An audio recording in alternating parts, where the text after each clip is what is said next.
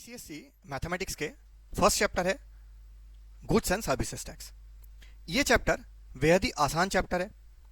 खाली इतनी आपको समझना है कि इस चैप्टर में you are having some complex terms. उस टर्म को अगर एक बार आप समझ गए then this chapter will be very much easier to you. बिना टाइम वेस्ट किए हुए हम देख लेते हैं वो सारे न्यू वर्ड्स क्या है और उन वर्ड्स का मतलब समझते हुए हम इस चैप्टर को स्टार्ट करेंगे। सबसे पहले गुड्स एंड सर्विसेज टैक्स, ये जो चैप्टर है इस चैप्टर में तीन वर्ड है। First is goods, second one services, third one is tax. Goods हम किसको बोलते हैं? कोई भी वो आइटम जो आप खरीदते हो, वो जिसको आप बेचते हो, परचेज और selling of something is the goods. Now what are the services? Goods में आप तो देख सकते हो जैसे कोई फूड आइटम हो गया, कोई लैपटॉप हो गया, कोई कंप्यूटर हो गया, इस चीज को तो आप देख सकते हो। सर्विसेज क्या है? जो सुविधाएं हम लेते हैं। जैसे मान लो कि अगर आपको रेलवे में ट्रेन से आपको एक स्टेशन से दूसरे स्टेशन में जाना है तो आप क्या करोगे? आप तो कोई सामान खरीदना या परचेज और सेल नहीं कर रहे हो। That means what you are doing actually you are taking the services.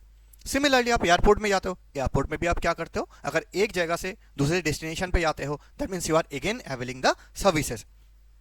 ऐसे बहुत सारा सर्विसेज है जिनको अगर हम अवेल करेंगे तो उसके वजह से हमें क्या करना होगा? टैक्स पे करना होगा। अब ये वर्ड आते हैं कि गुड्स, सर्विसेज, इसके साथ में ये टैक्स क्यों है?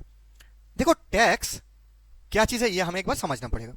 हम कोई भी बंदे जब काम करते हैं उस काम के बदले में हमें क्या मिलते हैं? कुछ पेमेंट मिलते हैं।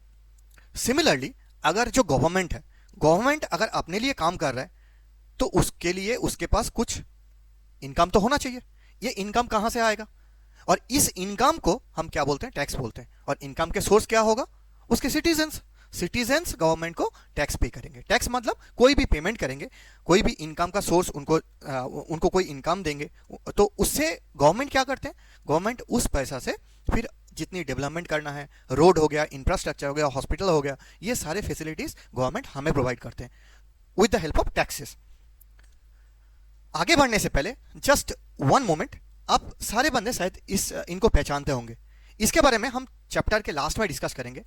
अगर कोई बंदा ऐसा है ना जिनको लगता है कि मेरा कुछ नहीं हो सकता, मैं लाइफ में क्या कर सकता हूँ, मेरा तो 2 महीना ऐसे ही बीत गया, मेरा बोर्ड एग्जाम आ गया, मैं उनको खाली एक चीज रिक्वेस्ट कर रहा हूँ, आप इस बंदे के बारे में एक बार पढ़ना, जरूर पढ़ना।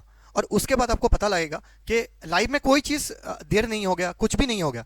आप अगर स्टार्ट कर रहे हो तो आप बस स्टार्ट करो, बाकी चीज ऊपर वाले के ऊपर छोड़ दो और बाकी कोई चीज के बारे में आपको नहीं सोचना है। You are only here to study.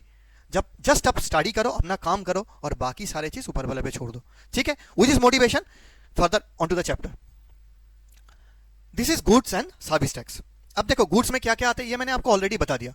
कोई भी चीज आप खरीदते हो, ये सारी चीज कहां पे आ गया? आपका गुड्स के अंदर में आ गया। सर्विसेज में क्या क्या आ गया? जैसे रेलवे सर्विस हो गया, renting of A motor car, अगर आप कैब हायर करते हो तो उसमें आप क्या पे करते हो? आप जीएसटी पे करते हो, आप कोई टैक्स पे करते हो, है ना? सिमिलरली कोई भी आप कंसल्टिंग सर्विस लेते हो उसके लिए आप क्या करते हो? टैक्स पे करते हो। और ये जो अमाउंट आप गवर्नमेंट को पे करते हो कोई भी सामान खरीदने के लिए या कोई सर्विस अवेल करने के लिए, तो आप उस चीज को जो पेमेंट आप कर रहे हो उस पेमेंट को आप क्या बोलते हो? टैक्स बोलते हो। So this tax is what it is the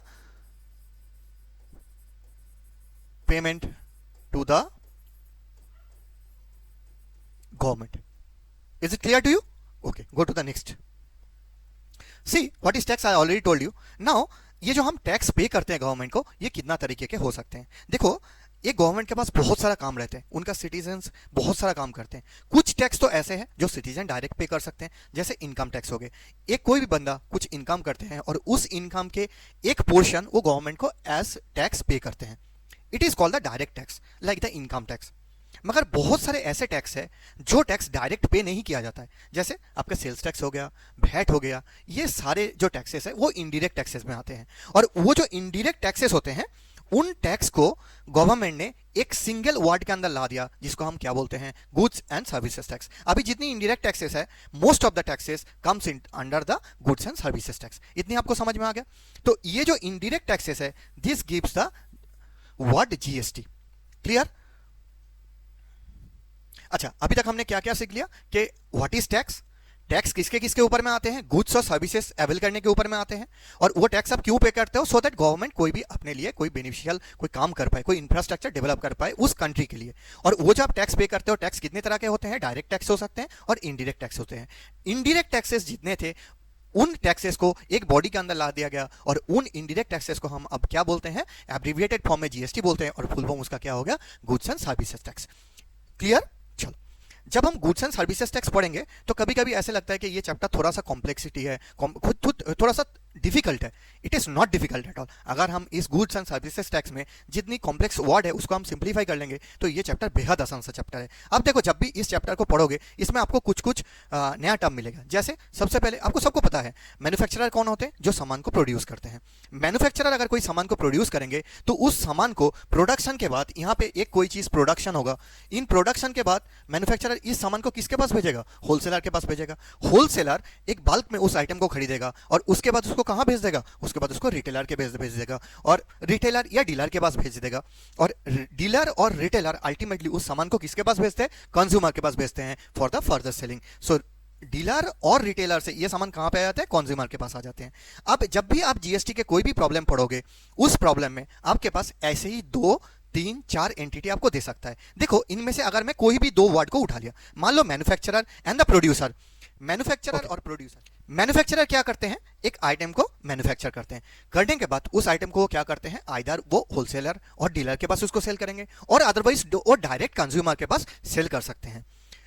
मगर मैन्युफैक्चरर जब भी सामान को प्रोड्यूस करेंगे तो हो सकता है ये मैन्युफैक्चरर को क्या करना पड़े, उस सामान के जो रॉ मटेरियल्स है वो और कहीं से लेके आना पड़े। तो वो बंदा कौन होगा, रॉ मटेरियल सप्लायर। इसका मतलब जब भी हम देखेंगे कोई भी सामान का प्रोडक्शन हो रहा है और उस सामान का सेल या परचेस किया जा रहा है तो उसमें कौन कौन आ जाएंगे, एक मैन्युफैक्चरर आएगा, एक डीलर आएगा और रिटेलर आएगा और एक कंज्यूमर आ सकते हैं। अब इनमें से आप यहां पे देखो, ऐसे हो सकता है ना कि मैन्युफैक्चरर डायरेक्ट कंज्यूमर को सामान दे देंगे, मैन्युफैक्चरर रिटेलर को देंगे, रिटेलर से मैन्युफैक्चरर के पास आएगा, तो ऐसे हो सकता है। मतलब ये है एक सप्लाई चेन, ठीक है, production supply chain. Going to the next slide. अब हम देखते हैं कि जीएसटी कितना तरीके के हो सकते हैं। अच्छा, एक बात बताओ, सबसे पहले इंडिया क्या है, India is the union of states. जब हम स्टेट की बात करते हैं अपने पास टोटल 28 स्टेट्स है और यूटी अपने पास कितना हो गया, कितनी स्टेट हो गया अपने पास, स्टेट हो गया 28 और यूटी कितना हो गया अपने पास 8। अब एक बात बताओ कि जब भी सेंट्रल गवर्नमेंट को कोई काम करना होगा, अपने पास 2 तरह के गवर्नमेंट होते हैं, एक सेंट्रल गवर्नमेंट होते हैं और उसके अंदर में स्टेट गवर्नमेंट आते हैं। कुछ जो डेवलपमेंट होते हैं वो सेंट्रल गवर्नमेंट डायरेक्टली करते हैं, कुछ स्टेट गवर्नमेंट खुद करते हैं। इसका मतलब जो इनकम है ये दोनों के पास जाना चाहिए, सेंट्रल गवर्नमेंट के पास और स्टेट गवर्नमेंट के पास। इसका मतलब अब जो भी टैक्स पे करोगे ये क्या होगा, 2 पार्ट में डिवाइड हो जाएगा, एक सेंट्रल गवर्नमेंट के पास चला जाएगा, दूसरा स्टेट गवर्नमेंट के पास चला जाएगा। तो आपको एकदम आसानी से समझ में आ गया कि जीएसटी जो आप टैक्स बोलते हो उस टैक्स का 2 पार्ट बन जाएगा। एक क्या हो जाएगा, सेंट्रल गवर्नमेंट के पास चला गया जिसको हम बोलते हैं सेंट्रल जीएसटी और इसी को एब्रिविएटेड फॉर्म में सीजीएसटी लिखा जाता है। दूसरा क्या हो गया आपके पास, जो स्टेट के पास चला गया उसको हम क्या बोलते हैं, स्टेट जीएसटी।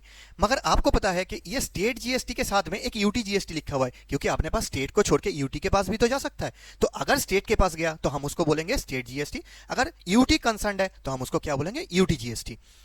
अच्छा, इसमें एक मैं एग्जांपल लेता हूं। मगर मान लो कोई सामान एक है जिसमें आपका 18% जीएसटी है। जीएसटी के रेट क्या है, जीएसटी आपके पास दिया हुआ है 18%। इसका मतलब ये जीएसटी 2 पार्ट में डिवाइड हो जाएगा। किस किस पार्ट में डिवाइड होगा, एक होगा सेंट्रल वाला, दूसरा क्या होगा स्टेट वाला, स्टेट और यूटी वाला। तो हम क्या लिखेंगे, सेंट्रल के पास सीजीएसटी कितना हो जाएगा, सीजीएसटी इसके पास हो जाएगा 18 डिवाइडेड बाई 2 इक्वल्स टू 9%। और यूटी जीएसटी और एसजीएसटी ये कितना हो जाएगा, ये अपने पास हो जाएगा again 18 divided by 2 equals to 9%। देखो दोनों के पास सेम अमाउंट ऑफ जीएसटी पहुंच गया। अब ये पोर्शन आपके पास क्लियर हो गया है ना। आपके पास ये वाला एक बचा हुआ है, ये कहां पे जाएगा, आईजीएसटी क्या है, आईजीएसटी बहुत आसान है, इट इज इंटीग्रेटेड जीएसटी। मगर ये कब काम में आते हैं ये हम नेक्स्ट स्लाइड में देखते हैं। देखो आपके पास कोई भी ट्रांजैक्शन है, कोई भी मैन्युफैक्चर होते हैं, उस मैन्युफैक्चर के बाद उस सामान को जब हम सेल करते हैं, आपके पास सेल होने के लिए दो तरीके के सेल हो सकता है। एक तो जिस स्टेट में वो सामान बना हुआ है उसी स्टेट में वो सेल हो जाए। दूसरा क्या हो सकता है, आउटसाइड द स्टेट उसको सेल करना पड़े। जैसे मान लो कि ये एक आइटम है, ये आइटम वेस्ट बंगाल में सेल हुआ है, और ये आइटम हम मुझे सेल कहाँ पे करना है, महाराष्ट्र में करना है, ठीक है। तो जैसे ही मैं महाराष्ट्र में उसको सेल करने के लिए जाऊंगा तो वो सामान क्या हो जाएगा, वो सामान एक स्टेट से दूसरे स्टेट में चला जाएगा, and this is known as inter state transaction. जब भी इंटर स्टेट ट्रांजैक्शन आते हैं उस टाइम पे हम किस वर्ड को लेके आते हैं, आईजीएसटी।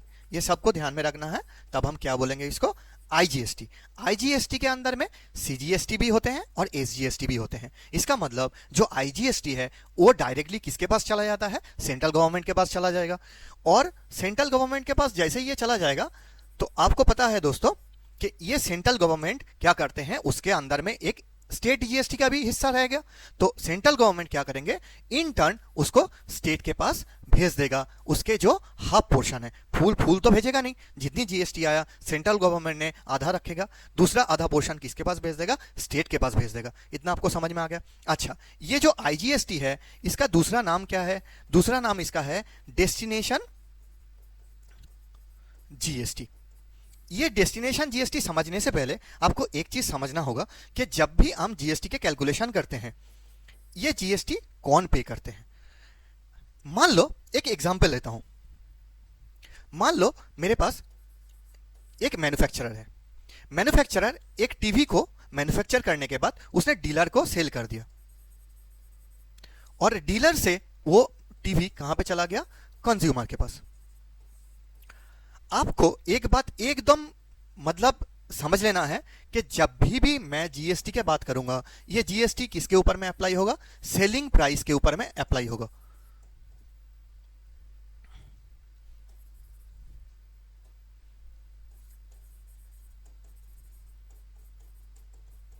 सेलिंग प्राइस के ऊपर में अप्लाई होगा। इसका मतलब मैन्युफैक्चरर ने जो सेलिंग प्राइस डीलर को सेल करेगा, उस सेलिंग प्राइस के ऊपर में क्या आ जाएगा, जीएसटी आ जाएगा। मान लो यहां पे जीएसटी का रेट क्या है, 18% है। तो ये जो 18% है डीलर ने क्या करेगा, मैन्युफैक्चरर के पास पे करेगा। समझ में आ गया।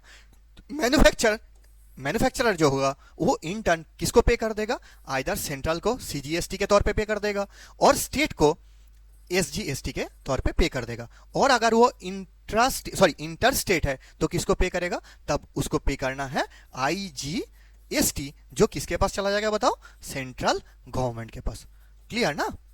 तो ये जो ट्रांजैक्शन हुआ था मैन्युफैक्चरर से डीलर, डीलर से सेंट्रल गवर्नमेंट, तो सबसे पहला स्टेज था मैन्युफैक्चरर और डीलर वाला, और इनमें किसने पे किया जीएसटी, डीलर ने जीएसटी पे किया, और कलेक्ट किसने किया था, मैन्युफैक्चरर ने कलेक्ट किया था। इतना समझ में आ गया। नेक्स्ट है, डीलर ने कंज्यूमर को पे कर दिया, कंज्यूमर को उस टीवी को सेल कर दिया। टीवी जैसे ही सेल होगा कंज्यूमर को क्या मिलेगा, कंज्यूमर जैसे ही टीवी को बाई करेगा तो कंज्यूमर क्या पे करेगा, जीएसटी पे करेगा। किसको पे करेगा, जिसने सेल किया। तो डीलर ने सेल किया था तो डीलर को क्या पे करना होगा, जीएसटी पे करना होगा। अगेन डीलर ने क्या करेगा, सिमिलरली उसको सीजीएसटी, एसजीएसटी, और अगर ये दोनों एग्जिस्ट नहीं करते तो वो क्या पे करेगा, उसको आईजीएसटी पे करना है। ये साइकिल आपको बिल्कुल समझ में आ गया, कोई डाउट तो नहीं है। अगर मैंने जो भी चीज कहा, अगर किसी को कोई भी दिक्कत होता है, कोई भी डाउट आते हैं, you please comment on the comment section below. Accordingly I will make a separate video to clear all this problems. Is it clear to you? Thank you.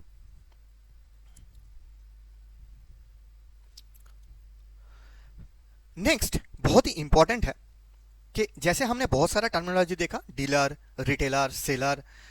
अब मैं कुछ नॉर्मल इंपॉर्टेंट टर्म है जिसके बारे में एक बार बताऊंगा। जैसे क्वेश्चन में मैंने पहले क्या कहा कि आपके पास जीएसटी हमेशा किस पे अप्लाई होगा, जीएसटी हमेशा अप्लाई होते हैं सेलिंग प्राइस के ऊपर में। तो आप जैसे कोई आइटम को खरीदोगे उसके ऊपर में क्या मेंशन किया रहेगा, आइदर उसके ऊपर में लिखा रहेगा परचेस प्राइस, और नहीं तो लिखा रहेगा मार्केट प्राइस। ये जो सारे टर्म्स है, इस टर्म्स को थोड़ी सी ध्यान से आप देख लेना, ताकि आप क्या कर पाओ, उस पर्टिकुलर टर्म से आप उसका सेलिंग प्राइस को निकाल पाओ।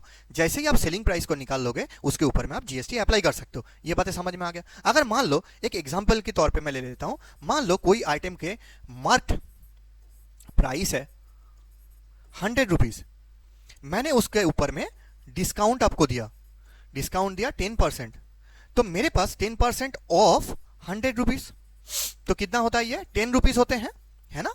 तो आपके पास सेलिंग प्राइस, मान लो आप क्या कर रहे हो, मैन्युफैक्चरर से कोई आइटम ले रहे हो और आप कौन हो, कंज्यूमर हो। तो मैन्युफैक्चरर ने कंज्यूमर को जब बेच रहा है तो उसमें मार्क प्राइस कितना है, 100 है।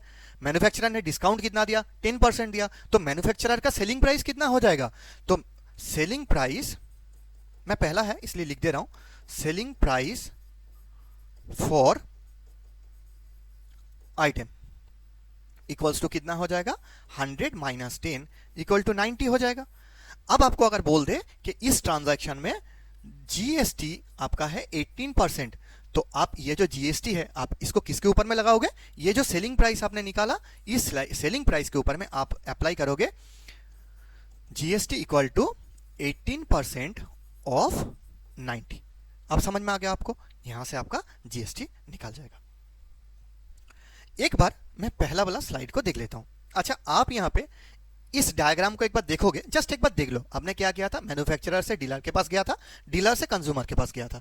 यहां पे मैन्युफैक्चरर को किसने टैक्स पे किया था, डीलर ने पे किया था। डीलर को किसने पे किया था, कंज्यूमर ने पे किया था। अब आते हैं इस चीज को एक बार ध्यान से थोड़ा देख लेना। आपके पास सबसे पहले कौन है, मैन्युफैक्चरर है, उसके बाद कौन है, डीलर है, और दूसरे बाद लास्ट में कौन आता है, कंज्यूमर आते हैं। अब मान लो कोई आइटम मैन्युफैक्चरर ने क्या किया, डीलर को सेल किया, तो डीलर इन टर्न इनको क्या पे कर रहा है, जीएसटी पे कर रहा है। डीलर जब इनको सेल करते हैं ना, तब इनको सेल करने के बाद अगेन कंज्यूमर इनको क्या पे करते हैं, जीएसटी पे करते हैं। अच्छा, एक बात बताओ, मान लो कोई भी आइटम जब भी सेल हो रहा है तो तब हम क्या कर रहे हैं, गवर्नमेंट को टैक्स पे कर रहा है। तो बार बार देखो, यहां पे एक बार उसके ऊपर टैक्स पे करना पड़ा, यहां पे एक बार उसको टैक्स पे करना पड़ा। तो इस हिसाब से कोई भी आइटम के जो प्राइस है वो बहुत ज्यादा हो जाते हैं, और इसको हम जीएसटी के लैंग्वेज में बोलते हैं कैस्केडिंग ऑफ टैक्सेस। मतलब जो टैक्स है एक के ऊपर दूसरा, उसके ऊपर तीसरा, ये जो सिस्टम है, this system is known as the cascading of taxes and ultimately it increases the valuation.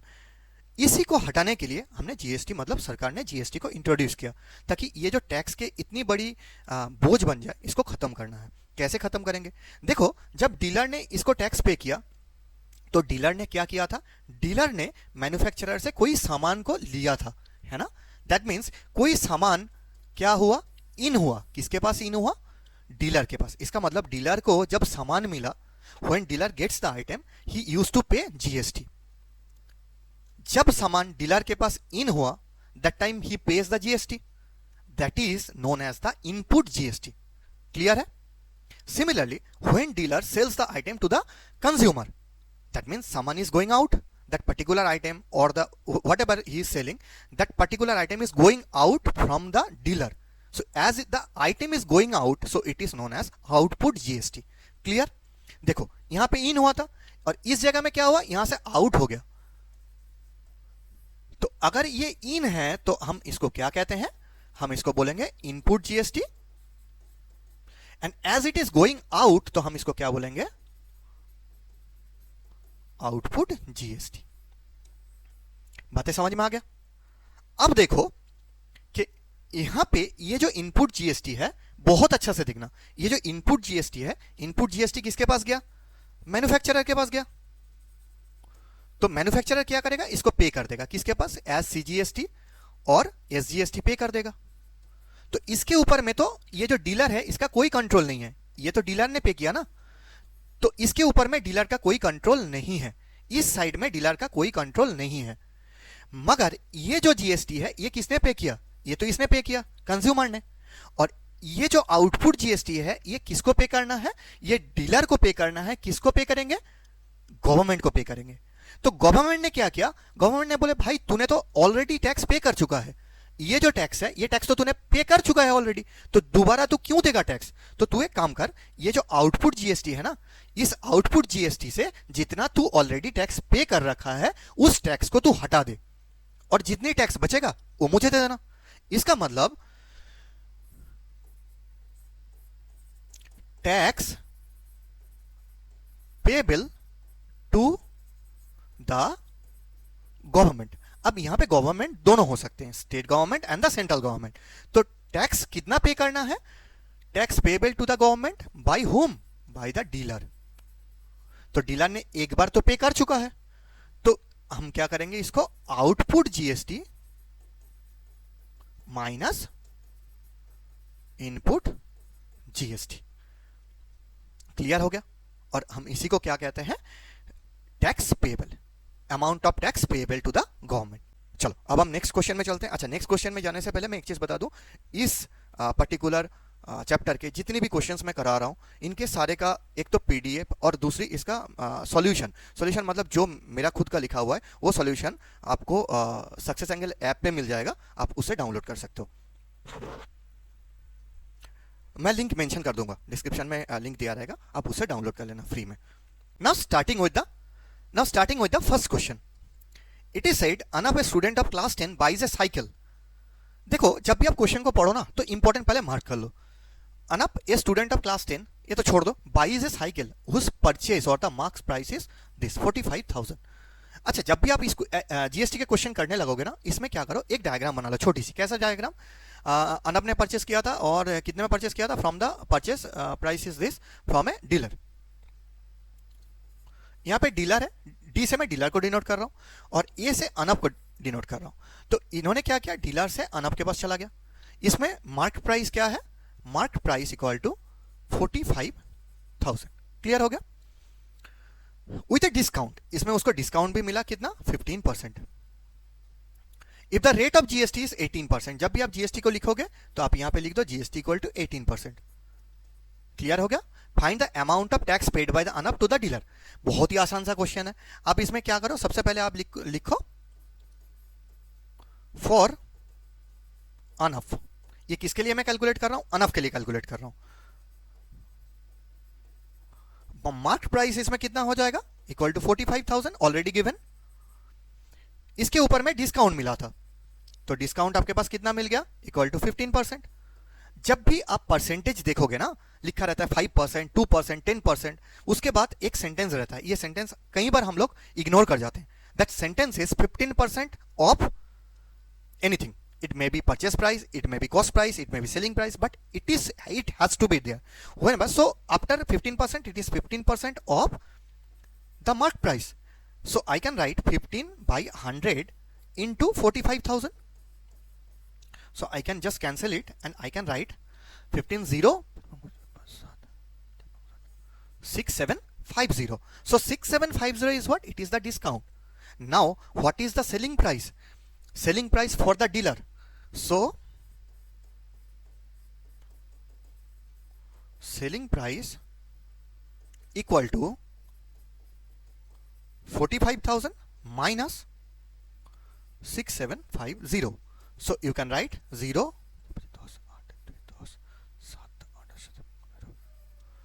38250. Is it clear, brother? Correct. So this is the selling price of the selling price of the cycle. अब आपको मैंने क्या कहा था कि GST always applied on the selling price. So now I can apply the GST. So GST equal to how much it is? It is 18%. So 18% of SP. So 18 by 100 into 38250. So I can just do the calculation here. So it is just 0 0, and now I can write it like this: 3825 into 18 divided by 10. So it will be how much? 3825 into 18. So it will be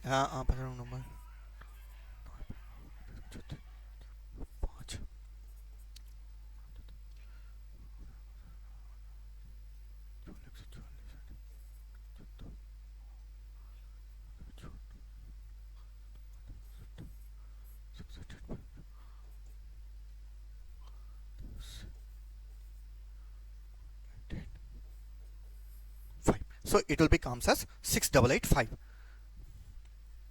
So the GST is equal to 6885. So this is the amount GST paid by the ANAP, paid by ANAP to the dealer. So I can write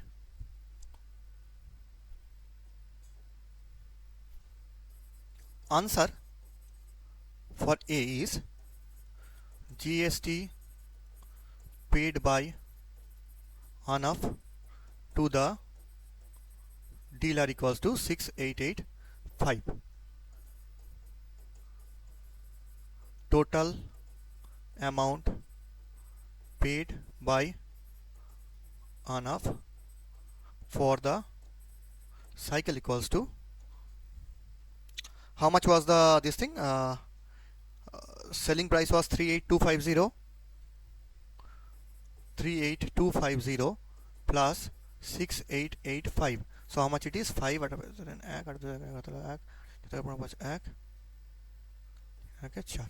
so it is 45,135. so this is the second answer. Clear? कोई doubt तो नहीं है? चल, starting with the question number 2. Question number 2, जैसे यहाँ पे थोड़ी सी डिस्कशन हुआ था. It's about one dealer purchases a refrigerator from a manufacturer. So dealer manufacturer से परचेस करा and sold it to a retailer. Okay, retailer को उन्होंने सेल कर दिया at a profit of 20%. If the GST is 18%, then you have to calculate the following thing.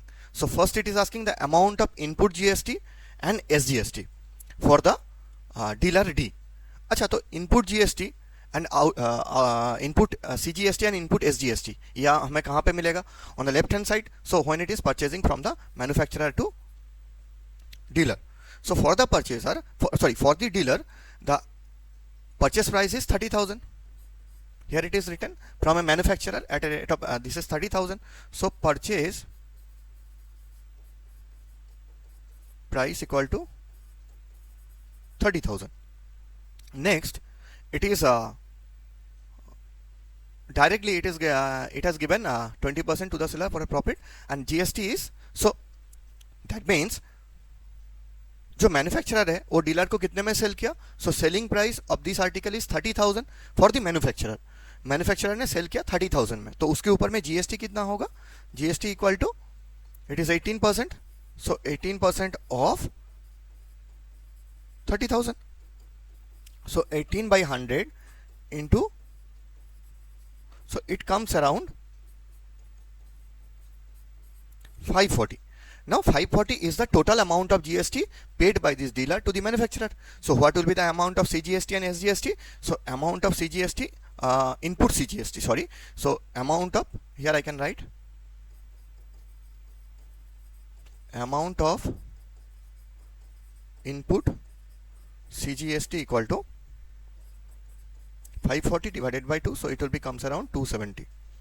Similarly, amount of this, what is important, input, it is SGST, again it will be 270. Is it clear to you? So this is the first answer. So what will be the second answer? Total amount of GST that the dealer has to pay to the central government. So here it is asking total amount of the GST, total amount of the GST that the dealer has to pay to the central government. Central government को dealer ने कितना pay किया? तो उसके लिए आप क्या करोगे? देखो, एक बार तो इन्होंने यहाँ पे इनपुट जीएसटी दे दी. अब नेक्स्ट टाइम डीलर कहाँ पे जीएसटी कैलकुलेशन करेंगे? जब वो सेल करेंगे. तो मुझे देखना जरूरी है कि ये डीलर ये रिटेलर को कितने में सेल किया. जितने में सेल करेंगे उसके ऊपर में जीएसटी कैलकुलेट होगा. तो वो हम कर लेते हैं, ठीक है. So here I can right for the retailer. Retailer के लिए इन्होंने परचेस प्राइस क्या रखा था?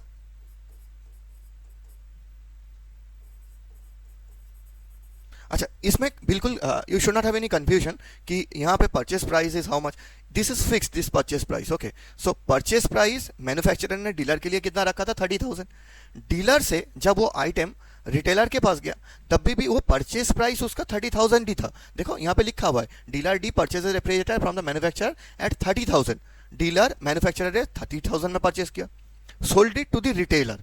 रिटेलर के पास जब जा रहा है तो एट ए प्रॉफिट ऑफ 20%. तो फर्स्ट प्राइस कौन सा होगा? यहाँ पे ये 30,000 ही होगा. That is why it is purchase price is 30,000. Then it is profit is how much?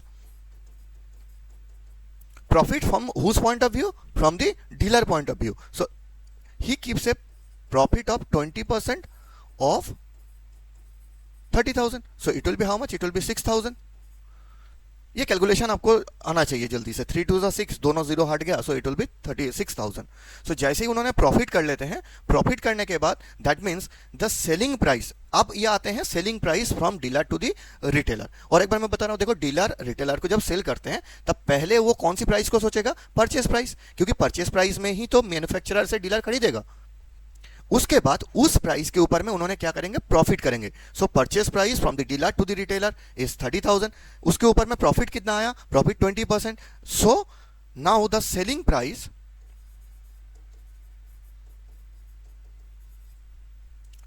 Price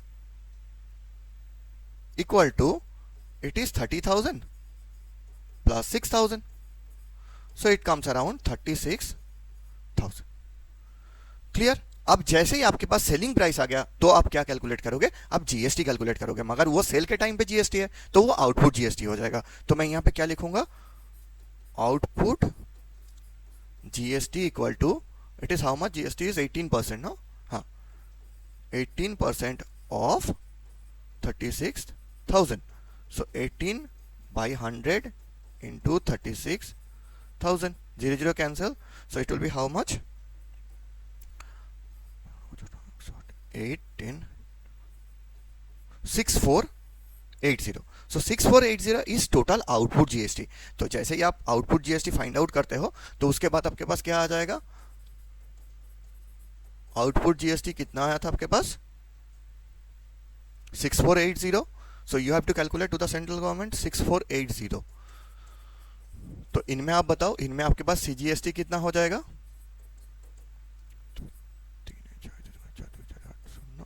तो एसजीएसटी कितना हो जाएगा?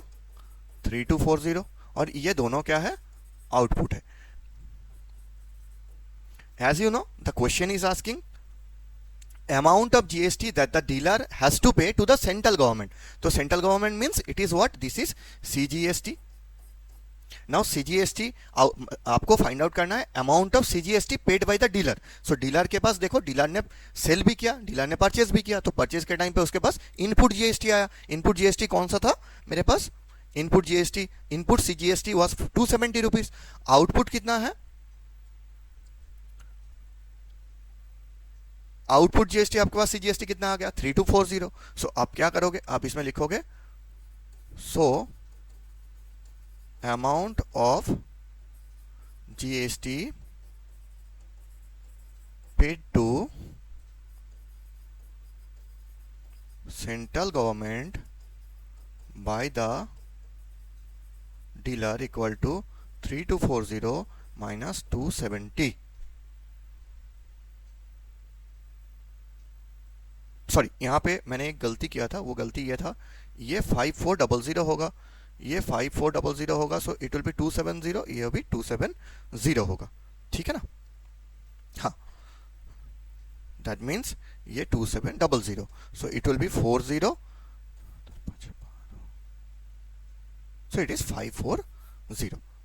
Okay, so this is the answer of question B.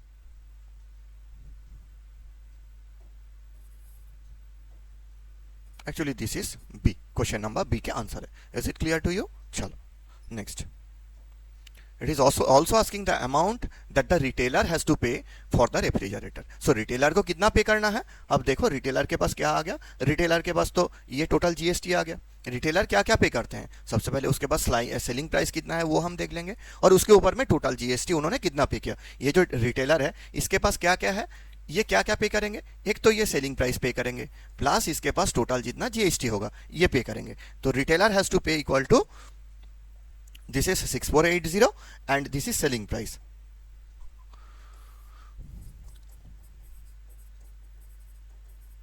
Retailer has to pay for the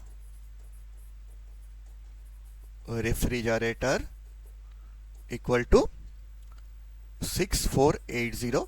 This is your GST, and 6480 GST and 36,000 plus 36000. This is your 480 42. So this will be your total amount paid by retailer. So three things clear: B, C and the previous one. So this is the question number A for answer. GST and the CGST input, this one is the A. Is it clear to you? ठीक है. Okay, starting with the question number 3. Question number 3 में देखो, एक iron grill manufacturer buys raw material worth 5,000 paying GST at the rate of 5%. कोई grill manufacturer है, उन्होंने grill manufacture करने के लिए रॉ मटेरियल परचेस करेंगे, जो भी रॉड वगैरह होते हैं, तो उसके लिए उन्होंने 5,000 का रॉ मटेरियल परचेस किया. किससे परचेस करेंगे?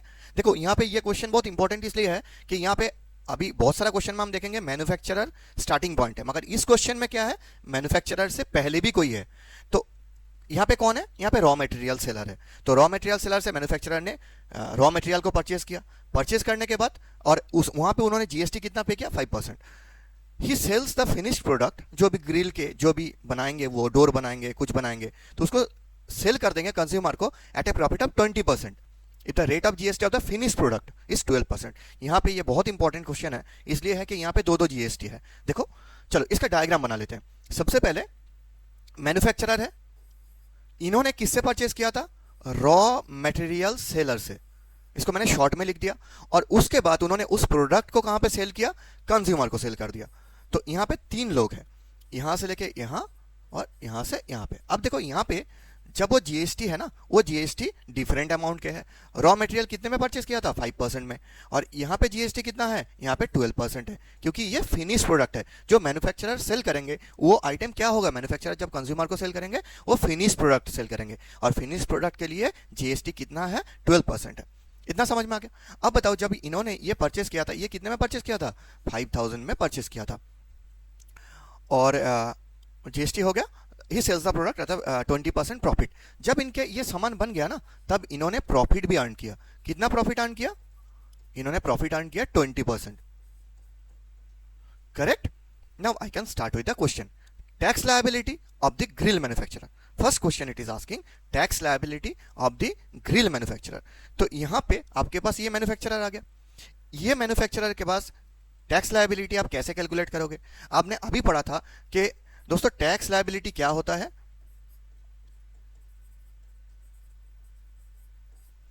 ये मुझे पता है, मेरे पास output GST minus input GST. अच्छा, जब भी हम बोलते हैं कि टैक्स लायबिलिटी, इसका मतलब क्या है? उसको कितना टैक्स पे करना है. अब देखो, जैसे ही मैन्युफैक्चरर आ गया, मैन्युफैक्चरर के पास 2 काम करना है. एक तो उन्होंने सामान खरीदा है और सामान को बेचा है. तो जब वो सेल करते हैं that time he has to pay the GST. मगर यहां पे वो सेलिंग के टाइम पे जीएसटी तो पे करेंगे, मतलब उनके पास में तो जीएसटी आएंगे. कौन देंगे? जो कंज्यूमर है. मगर उससे पहले ये मैन्युफैक्चरर क्या किया? मैन्युफैक्चरर ने इनपुट जीएसटी भी अर्न किया है क्या नहीं? अब समझ रहे हो ना? सबसे पहले जब मैन्युफैक्चरर ने सामान खरीदा है, रॉ मटेरियल खरीदा है, उस टाइम पे उन्होंने इनपुट जीएसटी अर्न किया. और जब वो सामान को बेच दिया, then he got the output GST. तो ये output GST minus input GST जब हम करेंगे, तब मुझे ये टैक्स लायबिलिटी मिलते हैं. चलो तो हम देखते हैं फॉर मैन्युफैक्चरर. इनके पास परचेस प्राइस कितना हो जाएगा? 5,000 है. ठीक है, इन्होंने जीएसटी कितना पे किया था? देखो यहां पे और कोई डिस्काउंट वगैरह है नहीं, तो this will be the direct purchase price और the selling price from the raw material seller. तो this is our selling price of the raw material. तो उसके ऊपर में मैं जीएसटी अप्लाई कर सकता हूं. तो जीएसटी कितना था? 5% ऑफ 5,000. तो मेरे पास कितना हो जाएगा? 5 into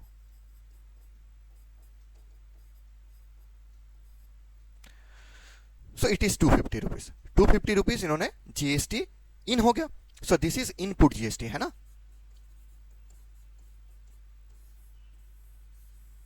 this is input GST. Next अब देखोगे तो यहां पे ये मैन्युफैक्चरर क्या किया? इसको सेल भी कर दिया. तो फॉर कंज्यूमर, कंज्यूमर के लिए क्या होगा? कंज्यूमर के लिए इन्होंने सबसे पहले इसको सेल किया है, तो अगेन परचेस प्राइस 5,000. इसके ऊपर में देखो इन्होंने प्रॉफिट अर्न किया, तो प्रॉफिट कितना होगा? Profit of manufacturer. Equal to कितना हो जाएगा, profit is how much 20%, so 20% of purchase price 5000, so 20/100 into 5000, तो आपके पास कितना आ गया 1020, सो 1000 रुपीज। तो 1000 रुपीज ये प्रॉफिट अर्न किया किसने, मैन्युफैक्चरर ने। उन्होंने परचेस प्राइस कितना सेट किया था, ऑलरेडी वो 5000 था, तो 5000 प्लस ये दोनों को अगर मैं जोड़ दूं तो मेरे पास क्या मिल जाएगा, SP of the particular grill item for the consumer. Consumer ने उस ग्रिल आइटम को कितना सेलिंग प्राइस में खरीदा है वो हमें मिल जाएगा। तो मैं यहां पे लिख देता हूं, सो एसपी इक्वल टू मेरे पास कितना आ जाएगा यहाँ पे 5000 plus 1000, so it will be how much, it will be 6000. Now we have to apply the GST. GST will be how much, GST equal to 12% for the finished product, so it will be into 6000, so ये कितना आ जाएगा 720 rupees. ठीक है, तो ये मेरे पास GST आ गया। तो अब मैं यहां पे फाइंड आउट कर सकता हूं, मेरे पास ये जो जीएसटी है, ये जीएसटी कौन पे करेंगे, ये जीएसटी मुझे पे करेंगे कंज्यूमर ने मैन्युफैक्चरर को। तो ये जो जीएसटी होगा ये क्या हो जाएगा, आउटपुट जीएसटी होगा, और इनपुट जीएसटी मेरे पास ऑलरेडी मिल चुका है। तो मेरे पास ये जो टैक्स लायबिलिटी है मैं इसको फाइंड आउट कर सकता हूं, 720 minus 250 rupees, so it will be how much 07234, 470 rupees मेरे पास क्या हो जाएगा, टैक्स लायबिलिटी हो जाएगा। सो this is the answer of question number A. Clear? So going to the question number second part, question B portion, the amount that the end user has to pay for the finished product. End user is this consumer. So how much he has to pay? He has to pay the output GST, this amount plus the SP of the product. So I can write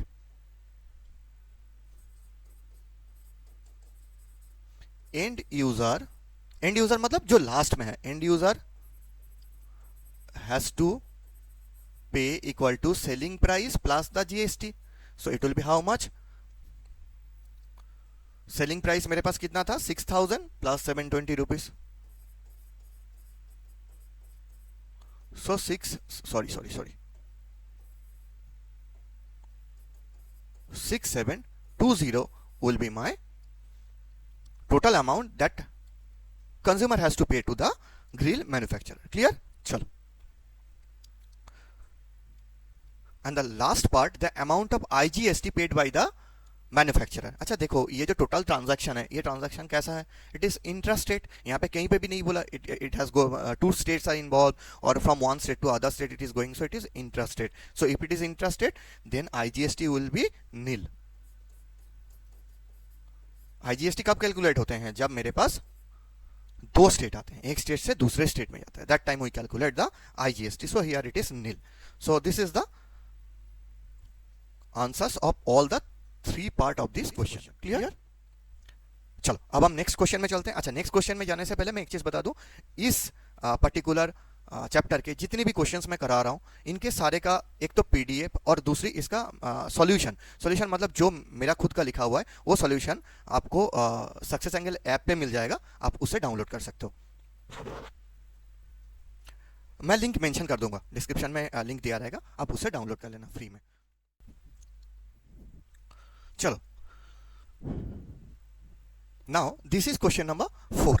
It is saying purchase price of a micro oven is 45,000. Wholesaler provides a discount of 10% to the dealer. So first one is the wholesaler, then it is purchase price of a micro oven to the dealer. Okay, dealer is a second one, and dealer sells the micro oven to the consumer. ये तीन लोग हैं यहाँ पे। सबसे पहले purchase price is how much? It is 45,000.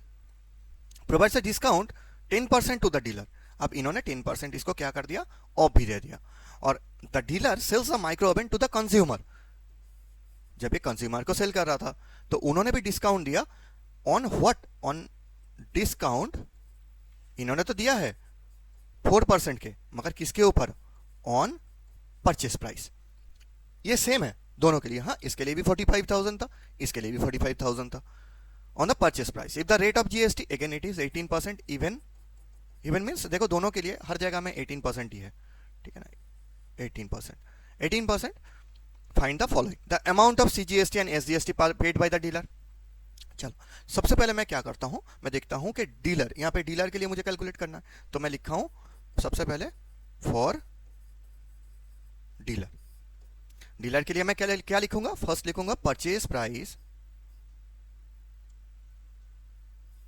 Of micro oven equal to 45,000। अब इसके ऊपर में डिस्काउंट कितना दिया,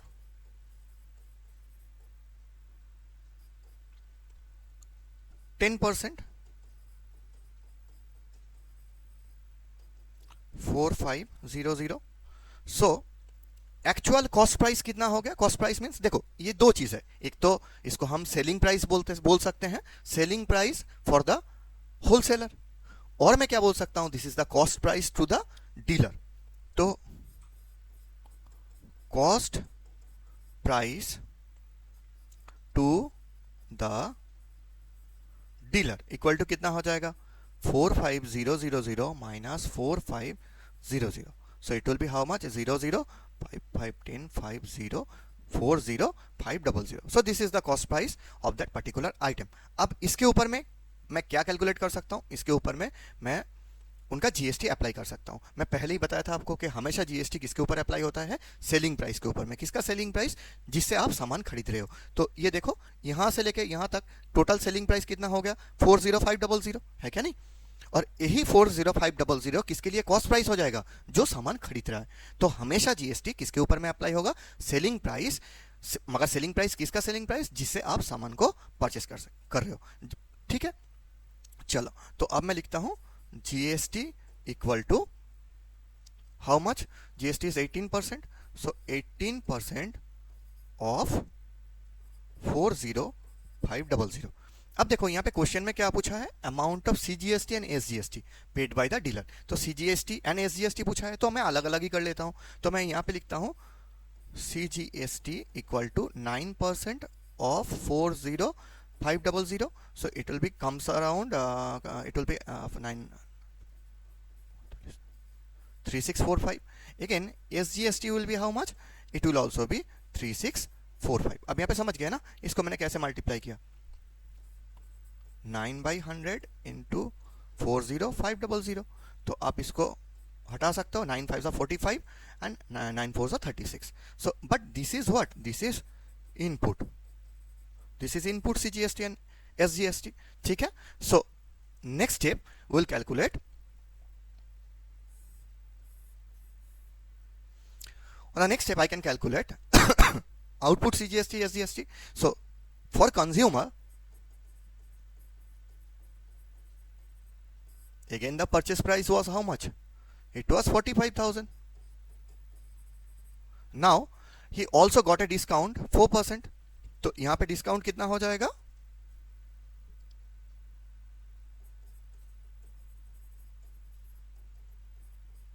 4%, so it will be how much, 1800 का इनको क्या मिल गया, यहाँ पे डिस्काउंट मिल गया, ठीक है। अब डिस्काउंट मिल गया तो इनके लिए फिर कॉस्ट प्राइस कितना हो जाएगा, कॉस्ट प्राइस कितना होगा, equal to 45,000 minus 1800, so it will be how much, 00 43200। ये कॉस्ट प्राइस हो जाएगा किसके लिए, फॉर द कंज्यूमर। जैसे ही मुझे कॉस्ट प्राइस मिल गया तो कॉस्ट प्राइस किसका मिल गया, for the consumer, but it is the selling price from D to C, dealer to consumer. तो I can find out the GST, so GST, और I do one thing, I will calculate output CGST। So output CGST कितना हो जाएगा, क्योंकि ये selling के time पे है, तो मेरे डीलर के पास कितना आ जाएगा, आउटपुट CGST आ जाएगा। सो it will B 9% of 43200, so it will be how much, it will be 9 2 18 1 3888। similarly output IGST कितना, sorry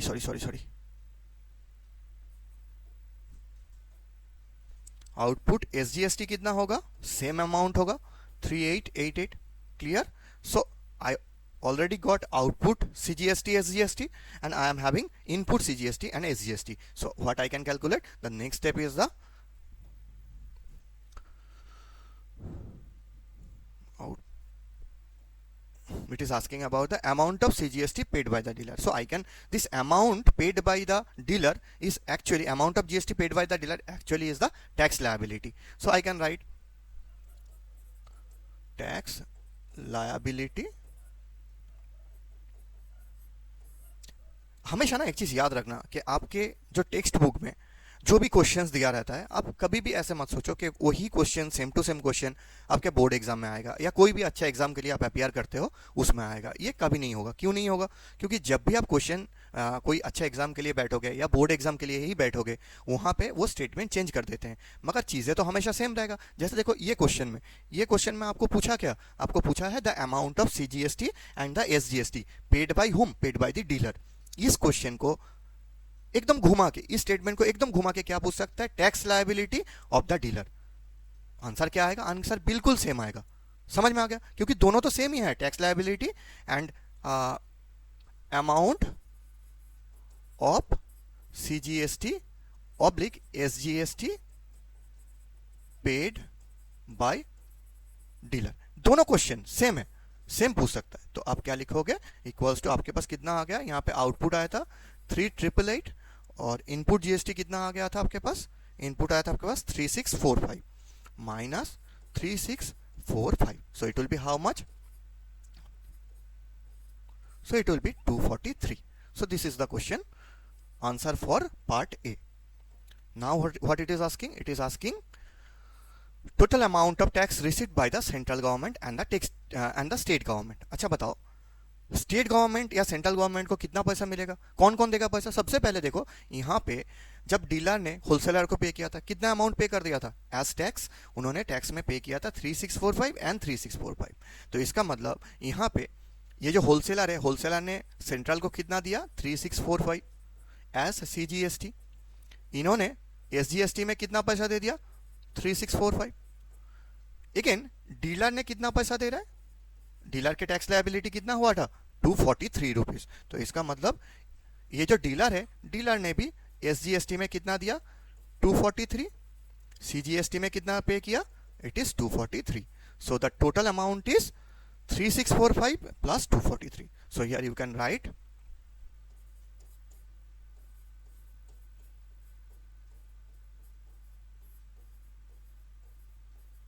so this will be your, so I can write the amount, total amount of tax received by the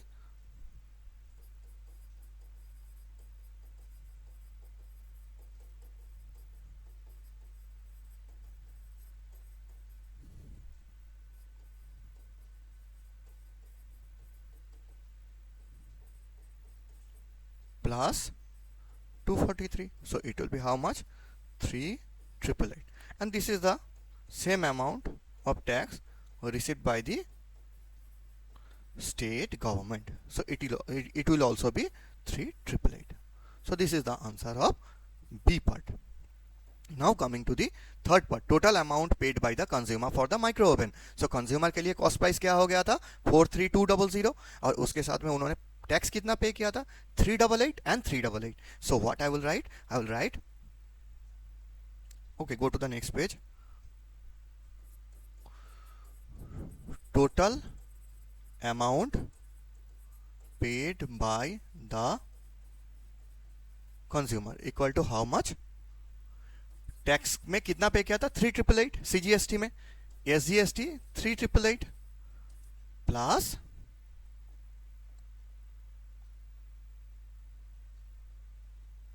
it was 43200. So it is how much,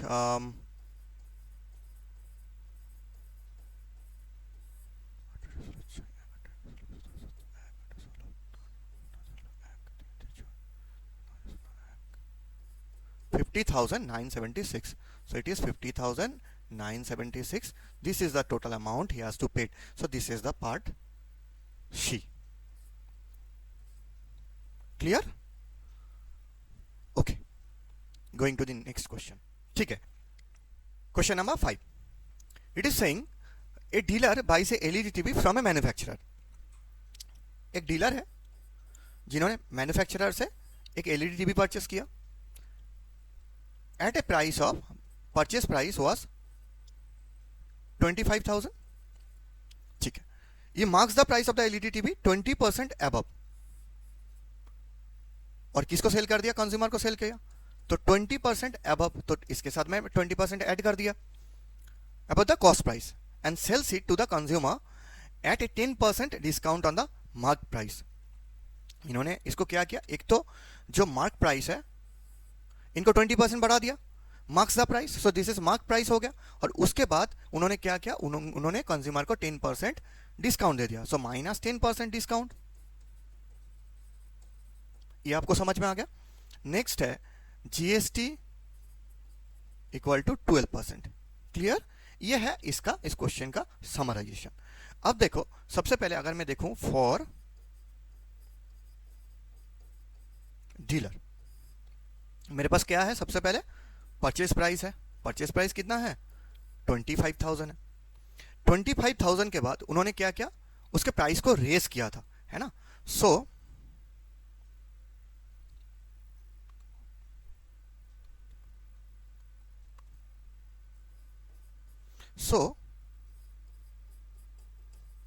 selling price of LED TV for dealer कितना होगा बता सकते हो? यहां पे तो 25,000 है, plus इन्होंने कितना मार्क बढ़ाया था? 20% ऑफ 25,000 है क्या नहीं? तो यहां पे मेरे पास कितना हो जाएगा? 25,000 plus 5,000, so it will be 30,000. Is it clear to you? इसका मतलब डीलर ने जब इसको सेल किया था तो उस सेलिंग में मार्क प्राइस कितना बन गया था? मेरे पास 30,000 बन गया था. समझ में आ गया? जैसे ही 30,000 हो गया. अच्छा, यहां पे एक चीज आप देखो कि ये जो डीलर है, डीलर जब परचेस किया था 25,000 में परचेस किया था, तो उसको जीएसटी तो पे करना होगा. तो यहां पे जीएसटी कितना होगा? GST equal to 12% of 25,000. ये कितना हो जाएगा? 30,000. तो ये 30,000 क्या हो जाएगा मेरे पास? इनपुट जीएसटी हो जाएगा. किसके लिए? For the dealer. क्योंकि डीलर ने जब इसको परचेस कर रहा था, उन्होंने क्या किया था? डीलर ने ये पेमेंट किसको किया था? मैन्युफैक्चरर को किया था. तो ये उनके पास क्या हो गया? इनपुट जीएसटी हो गया. समझ में आ गया? चलो, अब मैं देखता हूं कि जब इन्होंने सेल किया तो मार्क प्राइस कितना रखा? 30,000 रखा. पहले तो उन्होंने परचेस किया था, टोटल अमाउंट कितने में परचेस किया था? 25,000 में परचेस किया था. 25,000 में परचेस करने के बाद उन्होंने क्या किया? उस 25,000 का 20% बढ़ा दिया. और वो 20% कितना होता है? 5,000 होते हैं. तो 25,000 प्लस 5,000, उसके पास कितना हो गया? 30,000. 30,000 में उन्होंने मार्क किया कि भाई अब कोई भी टीवी मेरे पास लेने के लिए आएगा तो इसका मार्क प्राइस कितना रहेगा? उसके ऊपर में लेवल कितना रहेगा? 30,000 का रहेगा. अब जब कस्टमर उनके पास आया तो उन्होंने क्या बोला? बोला कि मैं आपको डिस्काउंट देता हूं. कितना डिस्काउंट देगा? वो 10% डिस्काउंट दे देगा. तो मेरे पास मार्क प्राइस कितना हो गया? 30,000. ये किसके लिए मैं कैलकुलेट कर रहा हूं? For consumer. कंज्यूमर शॉप पे पहुंचा, शॉप में जाके वो क्या देखा? उसके पास मार्क प्राइस कितना लिखा हुआ है? 30,000 लिखा हुआ है. तो खुश हो गया. और खुश हुआ जब उन्होंने देखा कि डीलर उनको क्या बोल रहा है कि मैं आपको 10% डिस्काउंट दे दूंगा. तो डिस्काउंट कितना हो जाएगा? 10% ऑफ 30,000. तो ये कितना हो जाएगा? 3,000 होगा. तो मार्क प्राइस आपको मिल गया, डिस्काउंट आपको मिल गया. तो इसका मतलब कंज्यूमर का कॉस्ट प्राइस कितना हुआ? सो कॉस्ट प्राइस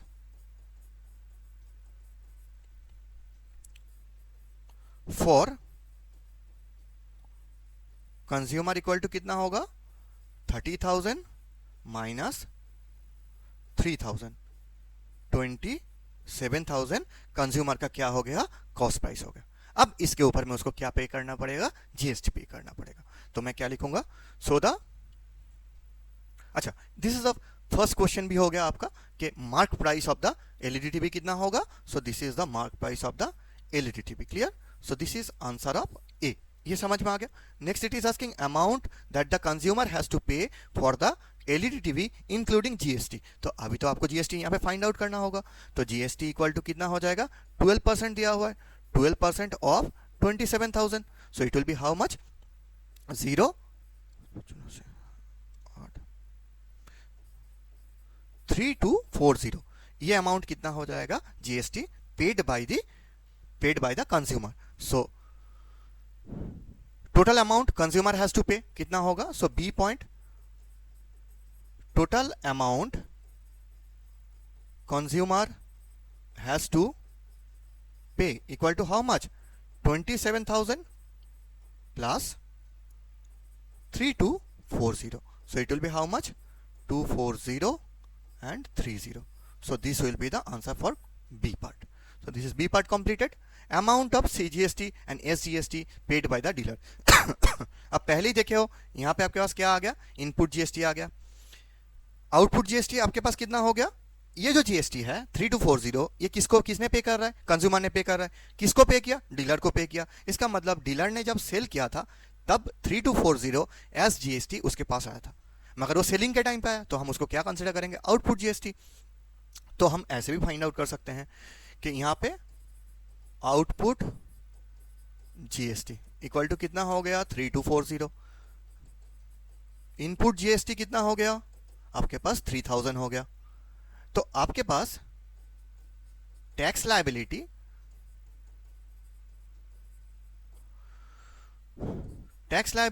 और tax paid by the dealer कितना हो जाएगा, 3240 minus 3000. So it will be 240. Clear to you. अब आपको क्वेश्चन देखोगे ना, क्वेश्चन में आपको क्या पूछा है, अलग अलग से पूछा है. अलग अलग से मतलब कैसे पूछा है,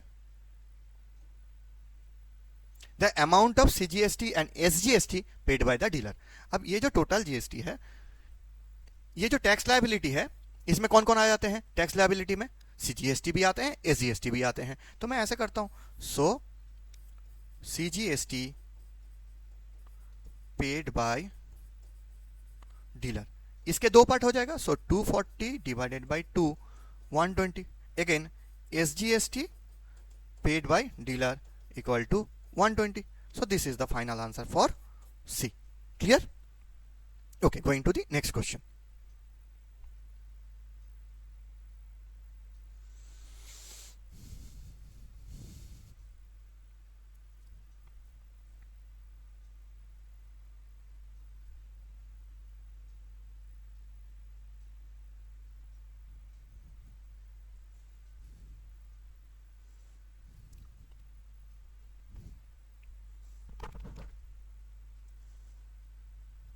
शुरू करें.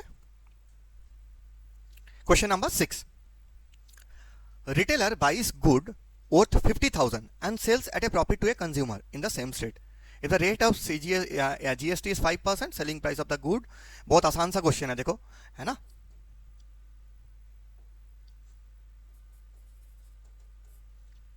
ये आपको खुद को कर लेना चाहिए. चलो मैं कर देता हूं. इसमें क्या है,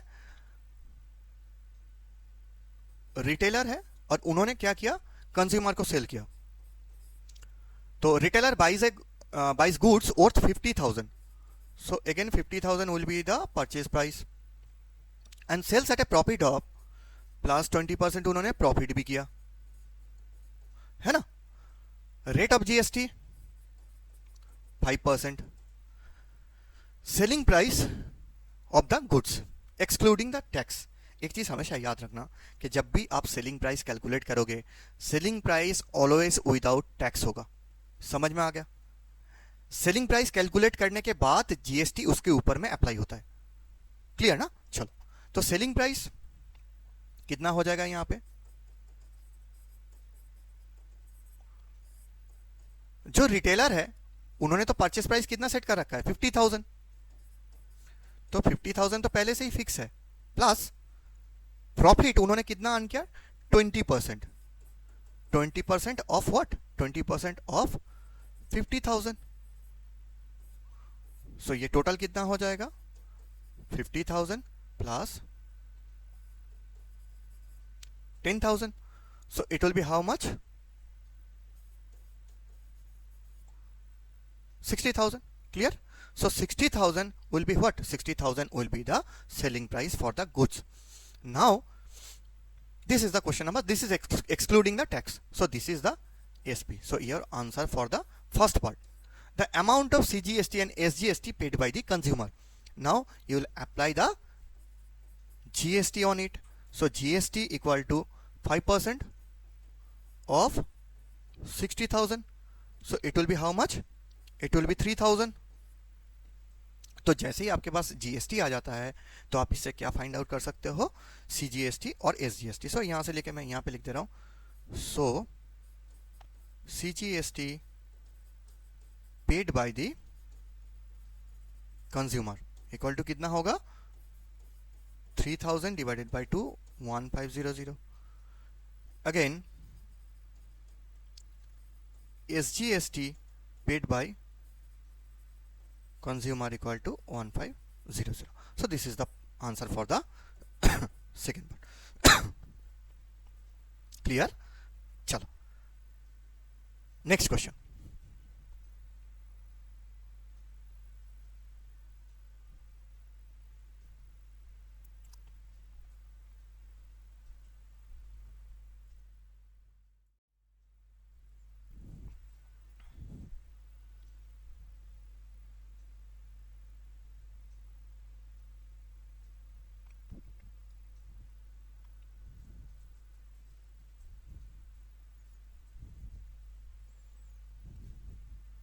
Okay, question number 7. Dealer buys a mobile phone from a manufacturer. So again you are having dealer, he purchases it from the manufacturer, discount of 10%, mark the price, and he gives further season of this on the balance or to the customer. और third entity कौन है? Customer. Manufacturer से उन्होंने 20,000 में एक mobile purchase किया. देखो इस क्वेश्चन में क्या बोला है, बहुत आसान सा क्वेश्चन है. एक मैन्युफैक्चरर है, डीलर ने क्या किया, उस मैन्युफैक्चरर से 20,000 में एक मोबाइल को परचेस किया. ये डीलर है, तो डीलर ने मैन्युफैक्चरर से कितने में परचेस किया था? ₹20,000 and marks up it's price by 25% up. इन्होंने क्या किया, इस प्राइस को बढ़ाया. मार्क्स अप क्या कितना? 25% में. तो प्लस 25% में लिख दूं. डीलर, अब उन्होंने तो मार्क प्राइस को बढ़ा दिया. बढ़ाने के बाद जब उसके पास कस्टमर आया, कस्टमर को उन्होंने क्या बोला, थोड़ा बेवकूफ़ बना दिया. उसको बोला कि चलो मैं आपको 10% डिस्काउंट दे देता हूं. तो डिस्काउंट कितना हो गया? 10%. और उसको और भी बताया कि डिस्काउंट देने के बाद फिर उसको क्या किया कि उसको सीजन ऑफ बोला कि भाई अभी और ज़्यादा ऑफ चल रहा है, आपको और 5% में ऑफ दे दूंगा. तो क्या हो गया, यहाँ पे 5% फिर से ऑफ हो गया. So it is season off. ठीक है. If the sales are intrastate, rate of GST is 12%. बहुत अच्छा क्वेश्चन है. अब देखो सबसे पहला चीज क्या है कि मुझे क्या करना है, मुझे क्या फाइंड करना है, price inclusive of tax which the customer has to pay. Total amount customer को कितना पे करना पड़ेगा. बहुत अच्छा क्वेश्चन है. तो मैं सबसे पहले देख लेता हूं कि कस्टमर के कॉस्ट प्राइस कितना पड़ रहा है. इसका मतलब क्या है कि कस्टमर जैसे ही शॉप पे पहुंचेगा, शॉप वाले क्या करेगा, वो मोबाइल खरीदने के लिए गया था तो मोबाइल का जो पैकेट लेके आएगा, पैकेट के ऊपर में वो क्या दिखाएगा कि सर इसके ऊपर में मार्क्ड प्राइस इतना है. कुछ भी हो सकता है, 20,000, 25,000, 30,000. तो उन्होंने क्या बताएगा, सर इसके ऊपर में मार्क प्राइस इतना है. तो मैं देख लेता हूं यहां पे मार्क प्राइस कितना है. तो सबसे पहले इसके पास ये जो परचेस प्राइस था, तो यहां पे मैं लिखता हूं फॉर द कंज्यूमर. कंज्यूमर के लिए सबसे पहला चीज क्या होगा कि इन्होंने ये जो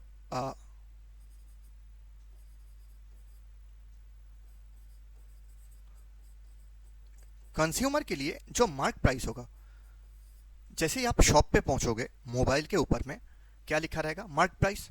ये मार्क प्राइस किसने डिसाइड किया? आपके डीलर ने डिसाइड किया. डीलर कैसे डिसाइड करेगा? डीलर के पास सबसे पहले क्या आता है परचेस प्राइस. तो यहां पे परचेस प्राइस कितना हो गया?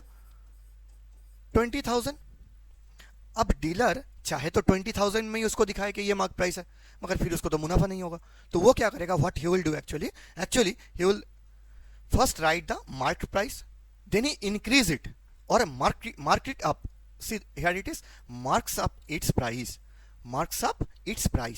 So he increase the price, कितना increase करेगा, so he will increase it plus 25%. Now 25% of what, 20,000. तो जैसे ही he increases the price and set it, it will become the mark price for the consumer. So it will be how much, 20,000 plus here it will be 5,000. तो ये क्या हो गया, 25,000. अब उसके consumer के जो पैकेट है मोबाइल के, उसके ऊपर में कितना लिखा रहेगा, 25,000. कंज्यूमर तो देख लिया कि ये 25,000 है, तो समटाइम्स ये बोल सकता है ना, नहीं मैं नहीं लेने वाला हूँ, इतना ज़्यादा हो रहा है. तो क्या बोलेगा, फिर जो वहाँ पे सेलर रहेगा वो क्या बोलेगा, आपको मैं 10% ऑफ दे दूंगा. ठीक है, तो इसके ऊपर में मैं क्या करूंगा, डिस्काउंट 10% ऑफ 25,000. तो ये कितना होगा, 2500. ये दोनों जीरो कैंसिल हो जाएगा. सो 250 को 10 से मल्टीप्लाई करोगे, 10 बाई 100, तो 100 के 2 जीरोस ऑलरेडी कैंसिल्ड हुई था, 25,000 के जो लास्ट वाले 2 जीरो है, और 250 को 10 से मल्टीप्लाई कर दिया मैंने, तो ये हुआ 2500. तो अब मेरे पास ये मार्क प्राइस था, उससे मैंने डिस्काउंट को हटा देना है, तो मेरे पास जो बचेगा उसको मैं क्या बोलूंगा, बैलेंस प्राइस. तो मेरे पास अब क्या आ गया, यहां से balance price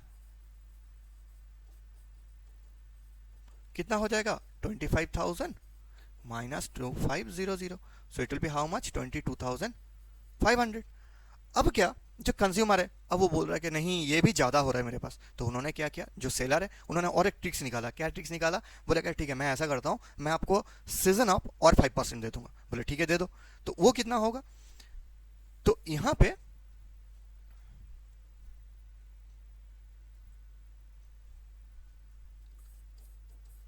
of season discount equal to कितना हो जाएगा, 5% ऑफ 22,500. तो ये कितना होगा, 5/100 into 22,500. So how much, cancel हो गया, 5 5 25 two, it will be 1125. Correct. So this will be the off season discount. तो ऑफ सीजन डिस्काउंट देने के बाद नाउ कस्टमर के पास कॉस्ट प्राइस कितना होगा वो मैं देख लूं. So cost price to the consumer कितना हो जाएगा बताओ, आपके पास यहां पे कितना था, 22,500 minus 1125. So how much it will B,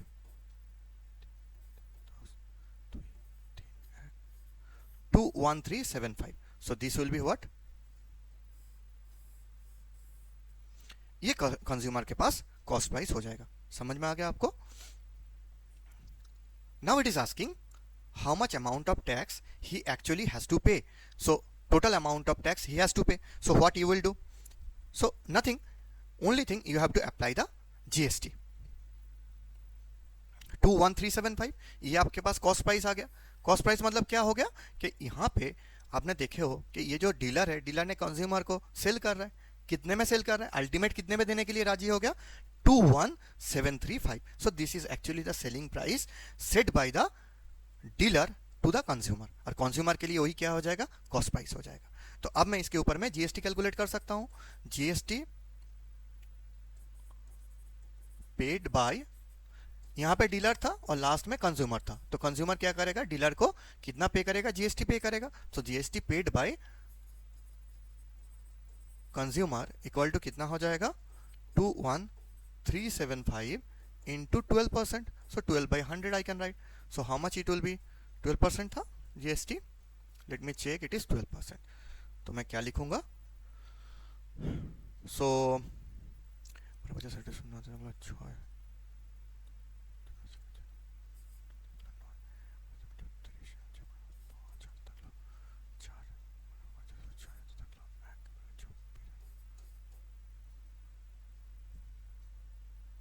divided by 100. सो यहाँ पे 2 जीरो कैंसिल हो गया, so it is 2565. So this is what 2565. This is the amount of GST paid by the consumer to the dealer. Clear? So यहाँ पे question, first question क्या पूछा है? First question आपसे पूछा है the price inclusive of tax which the consumer has to pay for the mobile. So mobile के लिए उन्होंने टोटल कितना पे कर देगा? आपके पास एक तो ये पे करना ही है, this is GST and this is your cost price. So first question, amount consumer has to pay for the mobile phone including GST will be how much? It is 21375 plus 2565. So how much it will be? 5501 23940 is the total amount that the consumer has to pay to the dealer. Clear now? So this is first question. Second question is, it is asking the amount of tax under GST that is paid by the dealer to the state government. Dealer ने state government को कितना pay किया था? अच्छा, आप एक चीज देखो, यहाँ पे ये जो टैक्स आया 2565, this is the tax which is actually the output GST for the dealer. क्योंकि डीलर ने जब सेल किया था, सेल करने के टाइम पे कंज्यूमर ने ये टैक्स किसको पे किया था? डीलर को पे किया था. तो ये जो टैक्स है ये मैं लिख सकता हूं output GST for dealer equal to, मेरे पास कितना हो जाएगा? 2565. तो मैं यहाँ पे लिखूं 2565. तो इसमें से CGST कितना हो जाएगा? 2565 डिवाइडेड बाई 2, तो कितना आएगा? 1287. और SGST भी कितना होगा? 1287.50. सो इट विल बी 12570. अब इनपुट GST कितना होगा? यहाँ पे आप ऑलरेडी देखे हो 20,000 ने उन्होंने परचेस किया था. तो 20,000 अगर उसके परचेस प्राइस है तो मैन्युफैक्चरर को उन्होंने कितना GST पे करेगा? तो यहाँ पे मैं लिख सकता हूं GST paid by dealer to manufacturer. मैं एम से लिख दे रहा हूं, हाँ, मैन्युफैक्चरर. तो ये क्या हो जाएगा? इस GST को हम और क्या बोल सकते हैं? It is input GST equal to कितना होगा? It is 5%, sorry, it is 12% of 20,000. So it will come, so it will be 2400. But as you can see, this is input GST, so I'll write input GST equal to 2400. but this is output, okay? But then what will be the input CGST? I'll write, so 2400 divided by 2, so it will be 1200.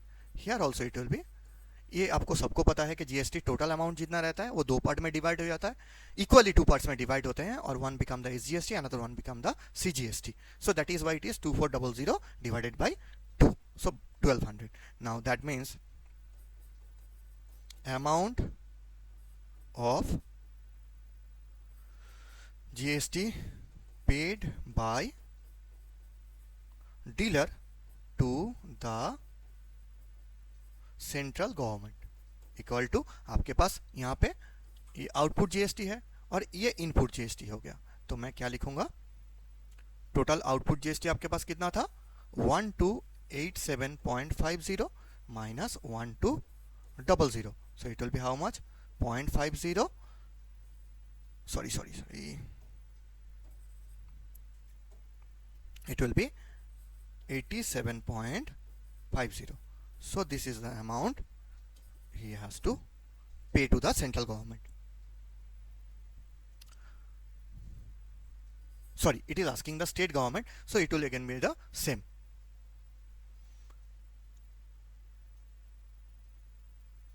Amount of tax paid by the dealer to the central state government. So this is, here it is asking for the state government. So for the state government also it will be same. तो state government को कितना pay किया था dealer ने? Equal to 87.50. Clear? Next it is asking amount of tax received by the central government. Central government को कितना amount मिला था? सेंट्रल गवर्नमेंट को कितना पैसा मिलेगा? देखो, एक तो सेंट्रल गवर्नमेंट को यहाँ पे इनपुट, अच्छा पहले बताओ सेंट्रल गवर्नमेंट को कितना पैसा मिलेगा ये कहाँ से डिसाइड होगा? सेंट्रल गवर्नमेंट को किसने किसने पे करना है? तो सबसे पहले सेंट्रल गवर्नमेंट को कौन पे करेगा? मैन्युफैक्चरर पे करेगा. कितना पे करेगा? इन्होंने जितना सीजीएसटी लिया था, तो इन्होंने सीजीएसटी कितना लिया था? यहाँ पे इनपुट जीएसटी इतना आ गया था, तो आपके पास सीजीएसटी कितना हो जाएगा?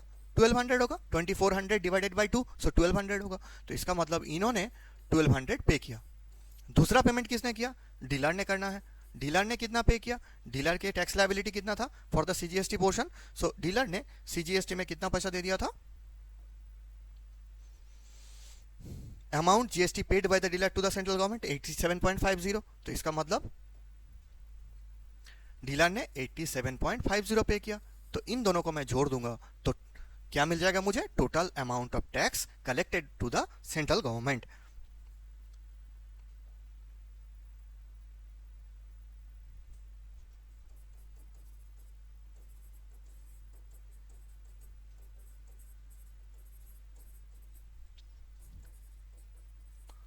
सेंट्रल गवर्नमेंट कितना हो जाएगा? सबसे पहले उन्होंने क्या किया? सेंट्रल गवर्नमेंट ने किसने किसने पे किया? टैक्स. इसको टैक्स नहीं लिखते, इसको और अच्छे से लिखते हैं. CGST paid bye home? Manufacturer. Plus CGST paid by dealer. तो मैन्युफैक्चरर ने कितना पे किया था? 1200 plus 8750 was paid by the dealer. So it is 1287.50. So this is portion C.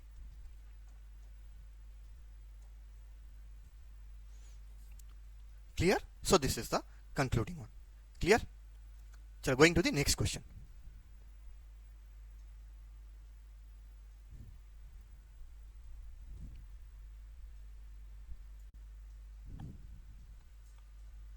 Okay, question number 8. Question number 8 से जाने से पहले एक छोटी सी अमेंडमेंट है, करेक्शन है एक्चुअली. बेसिकली इसमें लास्ट जो क्वेश्चन हमने 7 नंबर वाला क्वेश्चन किया था ना, उसमें एक जगह में मैंने मिस्टेक किया था. वो मिस्टेक, उसके लिए मैं एक्सट्रीमली सॉरी. वो मिस्टेक किया था यहाँ पे ना 1282 होगा, जहाँ पे मैंने 87 किया था. और उस हिसाब से मैंने वो पूरा करेक्शन कर दिया. जहाँ जहाँ 87 लिखा हुआ है वो 82 होगा. वो मैंने पीडीएफ में अकॉर्डिंगली अमेंड कर दूंगा. आप एक बार चेक कर लेना please. Thank you. Next question is question number 8. Mr. Jagdish goes to a shop and buy a shirt with the listed price of 1180. Listed price मतलब शर्ट के ऊपर में जितना लिखा हुआ है 1180.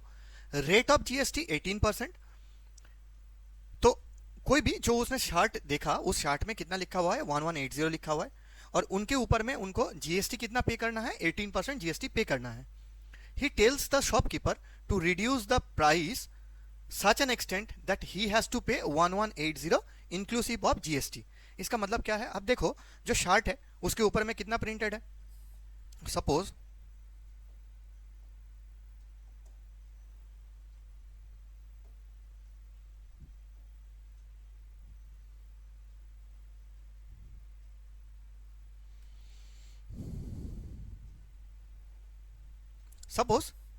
ये शर्ट है. Suppose this is your shirt. इस शर्ट के ऊपर में कितना लिखा हुआ है? 1180. जब आप परचेस करने के लिए जाओगे, वो क्या करेगा? आपका ये मार्क प्राइस है, तो इसके ऊपर में वो क्या करेगा? जीएसटी अप्लाई करेगा. जीएसटी कितना होगा? 18% आपको देना होगा इसका. तो इसका जब 18% दोगे तो वो फिर रेट बढ़ जाएगा, कुछ अराउंड 1200-1400 के आसपास हो जाएगा. तो जिसने शर्ट खरीदने के लिए गया जगदीश, तो जगदीश क्या बताया? बोले कि मेरा ये जो डिस्काउंट है इसको इतना कर दो, इसका प्राइस इतना कम कर दो कि मुझे एक्स्ट्रा जीएसटी ना पे करना पड़े, और मेरा जो total amount to be payable वो 1180 हो जाए.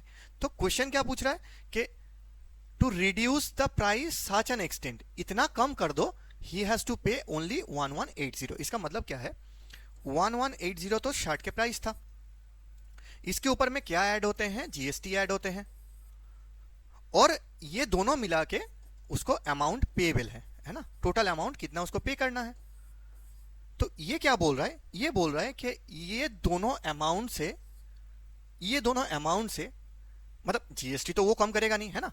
तो उसको कम किस में करना है, ये वाला प्राइस पे कम करना है। कितना कम करना है वो मुझे फाइंड आउट करना है कि कितना प्राइस उनको कम करना है। समझ में आ गया। तो चलो इसको सॉल्व करते हैं।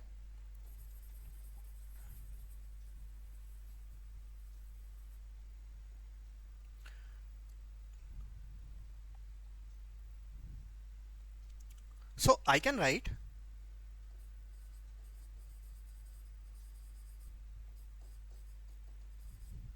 let reduced price of the chart be x। Clear. तो शार्ट के रिड्यूस्ड प्राइस क्या है, x है। तो x अगर रिड्यूस्ड प्राइस है शार्ट का, तो उसके ऊपर क्या अप्लाई करना होगा, जीएसटी अप्लाई करना होगा। तो जीएसटी ऑन रिड्यूस्ड प्राइस कितना हो जाएगा, 18% जीएसटी है, सो 18% ऑफ x होगा, है ना। तो what I will write, 18/100 into x, तो ये कितना हो जाएगा, 18x/100 होगा, है क्या नहीं। तो इसका मतलब क्या है, उनके पास जो शार्ट है उस शार्ट की प्राइस क्या होगा, x हो गया, और उसके ऊपर में उन्होंने जीएसटी कितना पे कर दिया, 18x/100 पे कर दिया। तो टोटल शार्ट के लिए उन्होंने कितना पे किया, x plus GST. Total amount paid including GST equal to कितना हो जाएगा, x plus 18x/100। Is it clear. Now इसका मतलब क्या है, टोटल अमाउंट उन्होंने कितना पे किया, x प्लस 18x/100। मगर ये तो मैंने x से किया है, मगर एक्चुअल अमाउंट उसने कितना पे किया, 1180। इसका मतलब this is equal to how much, this is equal to 1180। तो मैं इसका सॉल्यूशन नेक्स्ट पेज में कर लेता हूं, अदरवाइज हाँ ठीक है। x plus 18x/100 equal to 1180। तो मैं क्या लिख सकता हूं, 100, और you do one thing, you take x common, so it will be how much,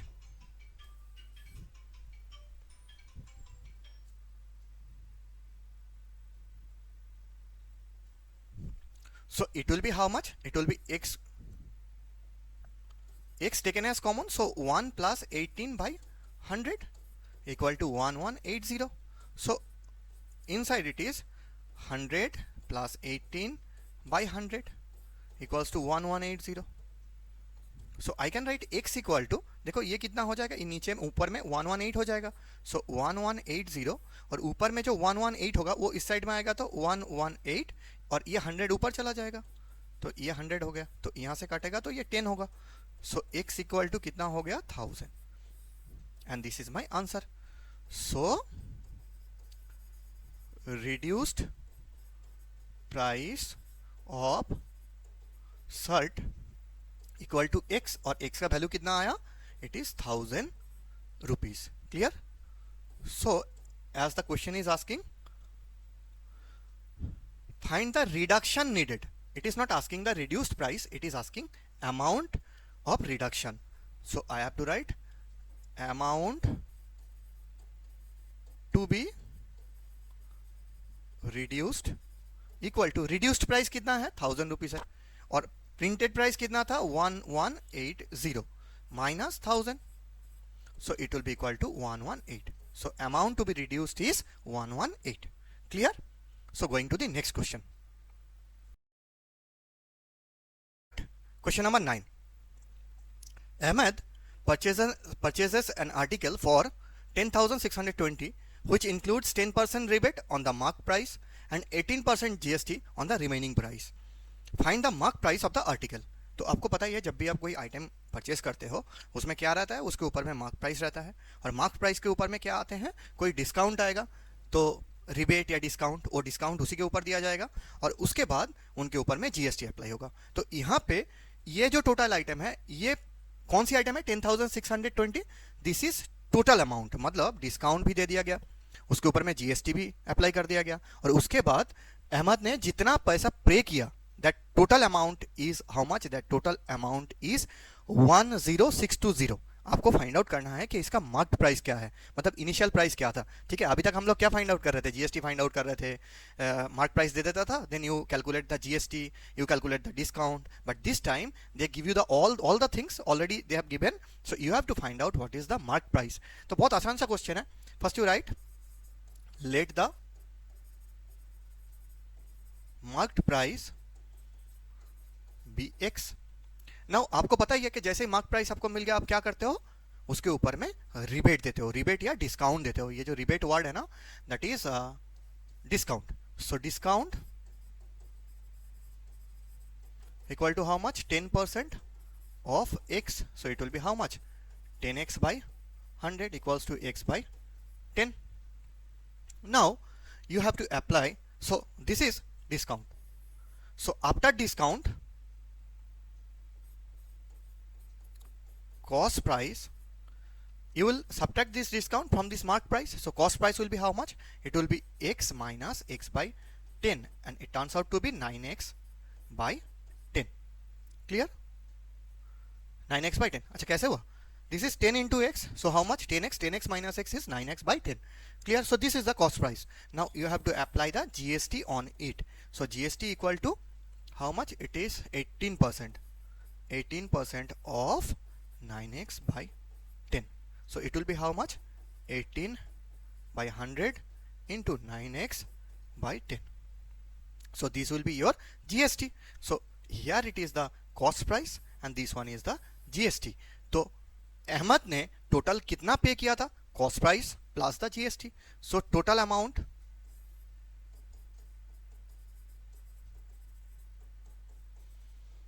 paid by Ahmed equal to, this is 9x plus 9x by 10, this one plus this one GST 18x, sorry 18 by 100 into 9x by 10. So you can do one thing, you can take common 9x by 10 को आपने common ले लिया, 1 plus 18 by 100 और short कर लो 9x by 10 into this is 100, so 100 से multiply करोगे तो 100 plus 18 तो 118 by 100. Clear? So this one is the total amount which Ahmed paid to the Ahmed paid for purchase of the item. Okay, but according to question, as you know, this is equal to what? This is equal to the purchase price. So, sorry, this is the total amount he paid to the consumer, paid to the whatever dealer or something, from wherever he purchased the item. He total amount paid is 10620, and this is equal to this. So I can write on the next page, according to question, I can write 9x by 10 into 118 by 100 equals to 10620. So I have to write 10620. So it will be how much? It will be 1000, and above that 9x, sorry 9x into 118. So this is 10620. So you can reduce it like this, x equal to 10620 into 1000, and below that it is 118 into 9. तो आप इसको कैसे छोटा कर सकते हो? So 9 ones are 9, 9 1 again, 9 8 and 0. So this is 1, this is 10. So amount is 1. So it is 10,000. Is it 10,000? Okay, this is 10,000. So the mark price was x, that is equals to 10,000. So you can write, so the mark price is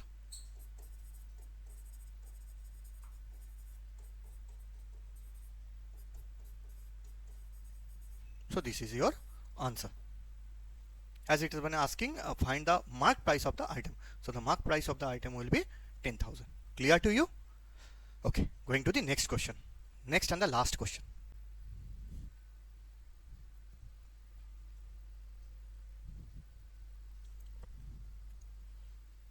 Okay, starting with the question number 10. It is saying the mark price of an article is 40,000. A wholesaler in Kolkata buys, first is wholesaler. Wholesaler in Kolkata buys an article from a manufacturer in Gujarat. Manufacturer कहाँ पे है? गुजरात में है. तो आप देखोगे तो ये जो होलसेलर है he is residing at Kolkata. Kolkata. Manufacturer कहाँ पे है? He is in Gujarat. The wholesaler sells the article to a retailer in Himachal. Wholesaler retailer को सेल किया कहां पे? हिमाचल प्रदेश में. So retailer where is residing? Himachal में. Now the mark price of an article is 40,000.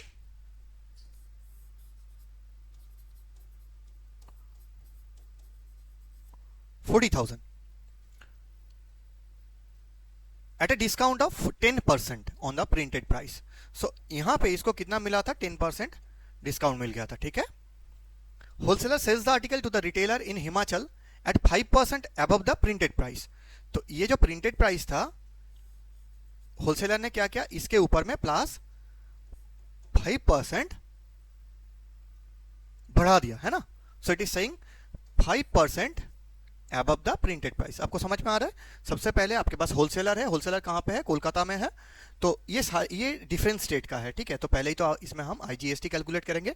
सबसे पहला यहाँ पे कौन है? होलसेलर है. होलसेलर कहां पे से सामान लिया है? सामान लिया है गुजरात से at a printed rate of 40,000, जिसके ऊपर में उसको 10% डिस्काउंट मिला है. और ये होलसेलर क्या किया? रिटेलर जो हिमाचल प्रदेश में है, तो इंटर स्टेट ट्रांजैक्शन है, तो उन्होंने क्या किया? इस प्रिंटेड प्राइस से 5% बढ़ा के उसको सेल किया है. किसको? रिटेलर को. और जीएसटी बोला है it is always at 18%. Clear हो गया? First question it is asking amount inclusive of tax paid by the wholesaler for the article.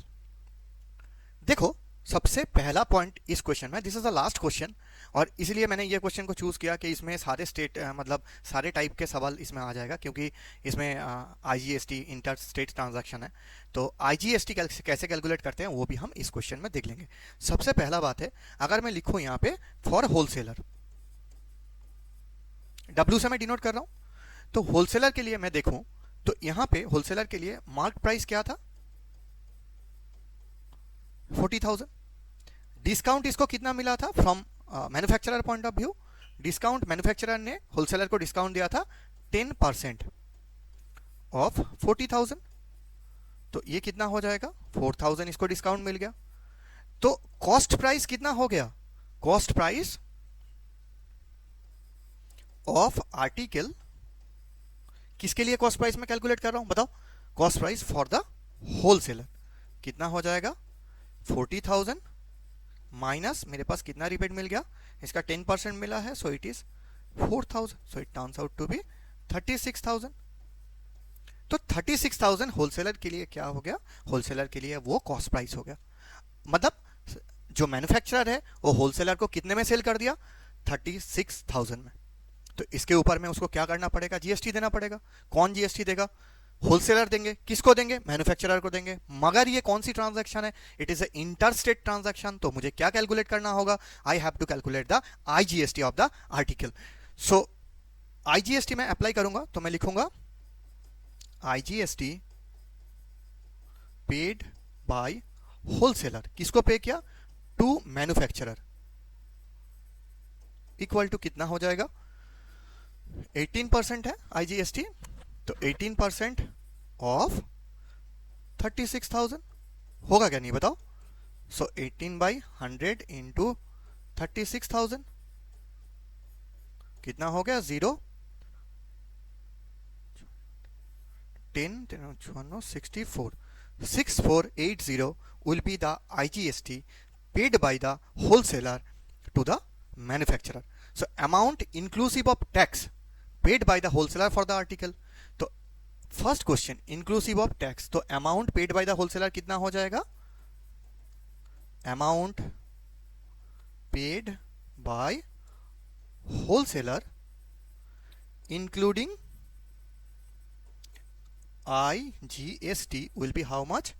It is 36,000 which was the cost price. यहाँ पे 36,000 plus 6480, it is how much? 48024. 42480 is the answer for the first question. Is it clear to you? Next it is asking the amount inclusive of tax under GST paid by the retailer for the article. पूछ रहा है कि retailer ने कितना amount पे किया होगा. अभी मैंने क्या किया, होलसेलर टू द मैन्युफैक्चरर, इतना मैंने कर लिया. Now I have to calculate the amount inclusive of tax paid by the retailer to the wholesaler. इसको करने से पहले आपको सबसे पहले क्या करना है, cost price of the article for the retailer आपको निकालना है. तो उसके लिए आप क्या करोगे, सबसे पहले आपके पास मार्क प्राइस क्या है, 40,000. होलसेलर के पास मार्क प्राइस कितना आया था, 40,000. होलसेलर ने क्या किया था, उसके ऊपर में 5% इंक्रीज कर दिया था. इंक्रीज करके जो आपका रिटेलर था उनके पास रख दिया. तो अभी मैं देखता हूं कि 5% इंक्रीज करने के बाद उसका प्रिंटेड प्राइस कितना बताया था. मतलब होलसेलर ने रिटेलर को जब सामान सेल कर रहा था तो रिटेलर को होलसेलर ने कितना बताया होगा, वो हम नेक्स्ट पेज में करते हैं. तो मैं यहां पे लिखूं फॉर रिटेलर. तो रिटेलर के लिए परचेस प्राइस क्या था जो होलसेलर ने डिसाइड किया था, होलसेलर के पास था, इट वाज 40,000. उसके बाद होलसेलर ने क्या किया था, उस परचेस प्राइस में 5% बढ़ा दिया था. तो मैं क्या लिखूंगा, amount increased by wholesaler equal to 5% of 40,000. So it will be how much, 5/100 into 40,000.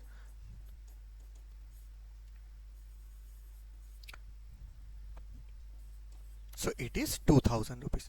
इसका मतलब 40,000 तो होलसेलर के पास मार्क प्राइस था, परचेस प्राइस था, उसके ऊपर में होलसेलर ने क्या किया था, 5% बढ़ा दिया था, मतलब 2,000 रुपीज बढ़ा दिया था. तो selling price of article for the wholesaler. अब देखो एक बार यहां पे, जब होलसेलर ने इसको सेल कर रिटेलर को, तो वो क्या बोलेगा, इस प्राइस को सेलिंग प्राइस बोलेगा. और ये सेलिंग प्राइस कितना हो जाएगा, यहाँ पे 4,000 था और 4,000 के साथ में आपने कितना ऐड करोगे, 2,000. तो आपके पास टोटल कितना आ गया, 4,000, sorry, it is 40,000 plus 2,000, 5% increase. So the amount is 42,000. Clear to you. देखो यहाँ पे ये 42,000 आ गया. तो ये किसका था, selling price of the article. इसका मतलब यही सेलिंग प्राइस रिटेलर के पास क्या बन जाएगा, कॉस्ट प्राइस बन जाएगा. तो कॉस्ट प्राइस को क्या पे करना होगा, इसके ऊपर में जीएसटी पे करना होगा. सो जीएसटी आईजीएसटी होगा यहाँ पे, क्योंकि ये दोनों स्टेट के इंटरस्टेट ट्रांजैक्शन है. आप देख रहे हो यहाँ पे Kolkata, that is West Bengal, West Bengal से कहाँ पे गया, हिमाचल प्रदेश में गया. तो दो स्टेट के ट्रांजैक्शन है, तो ये इंटरस्टेट ट्रांजैक्शन होगा. So we will say this is IGST. So IGST equal to 18% of 42,000. So it will be how much, 18 into 420. So how much it will be, 0.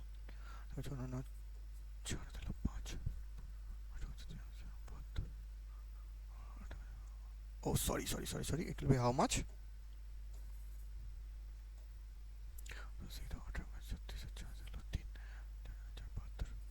7560. Okay, so IGST paid by retailer to the wholesaler is 7560. So total amount paid, as the question B is asking, total amount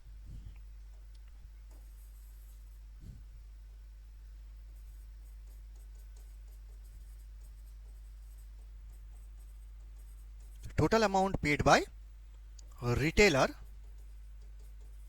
including IGST to the, किसको pay किया था, वो wholesaler को pay किया था, equals to how much, 42,000 plus 7560.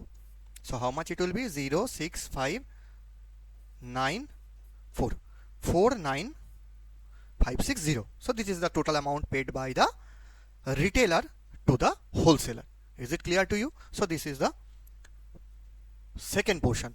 Third portion, it is asking the amount of tax under GST paid by the wholesaler to the central government. अच्छा एक बात बताओ, जब होलसेलर ने पे किया था तो होलसेलर ने मैन्युफैक्चरर को कितना जीएसटी पे किया था, amount paid by the wholesaler. तो ये आपके पास 6480 हो गया, ये 6480 क्या हो गया आपके पास, आईजीएसटी। सो इनपुट आईजीएसटी हो गया, है ना।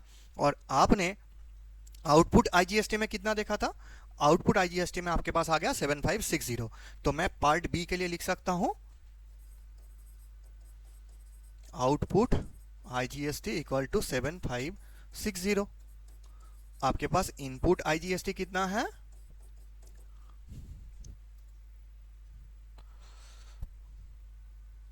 आपके पास इनपुट आईजीएसटी आ गया 6480।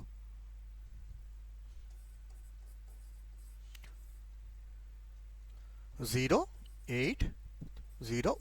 1080, this is what, this is the amount of tax paid by the wholesaler to the central government, because wholesaler के पास क्या है, वो दोनों काम किया है, वो परचेज भी किया है, वो सेल भी किया है। तो अगर परचेज भी करते हैं और सेल भी करते हैं तो उस टाइम पे उसके पास क्या होगा, इनपुट जीएसटी और आउटपुट जीएसटी, और उन दोनों को माइनस करेंगे तो मुझे क्या मिल जाएगा, मुझे टोटल अमाउंट ऑफ जीएसटी और द टैक्स पेएबल मिल जाएगा, which is 1080। Clear? So this is question number 7. And the next part and the last part is the amount of tax received by the central government. अब मुझे इस question में आप खुद बताओ कि सेंट्रल गवर्नमेंट को कौन कौन सी टैक्स मिलेगा। यहाँ पे जितनी टैक्स पे किया गया, all the taxes will be going to the central government, because this is all the calculation are based on the interstate transaction. So every time here I already calculated the IGST. So amount of tax received by the central government is equals to, wholesaler ने कितना tax पे किया था, अब बताओ। wholesaler ने यहाँ पे 6480 पे किया, और सॉरी मैन्युफैक्चरर ने कितना पे किया था, 6480 पे किया था, which is given by the wholesaler. Wholesaler ने मैन्युफैक्चरर को दिया 6480 टैक्स, मैन्युफैक्चरर ने उस टैक्स को सेंट्रल गवर्नमेंट के पास जमा किया 6480। देन रिटेलर ने होलसेलर को कितना पे किया एज टैक्स, जिससे हमने इनपुट जीएसटी आउटपुट जीएसटी करके निकाला। सो ultimately wholesaler has to pay how much amount of taxes, that is equals to 1080. Clear? So here wholesaler paid ultimately 1080 amount of taxes. So 6480 plus 1080, this is the total amount of tax which ultimately received by the central government. So I will write at the last, this is the last part D, total amount of tax, in bracket you can write IGST received by central government equal to, first में कौन आ जाएगा, tax paid bye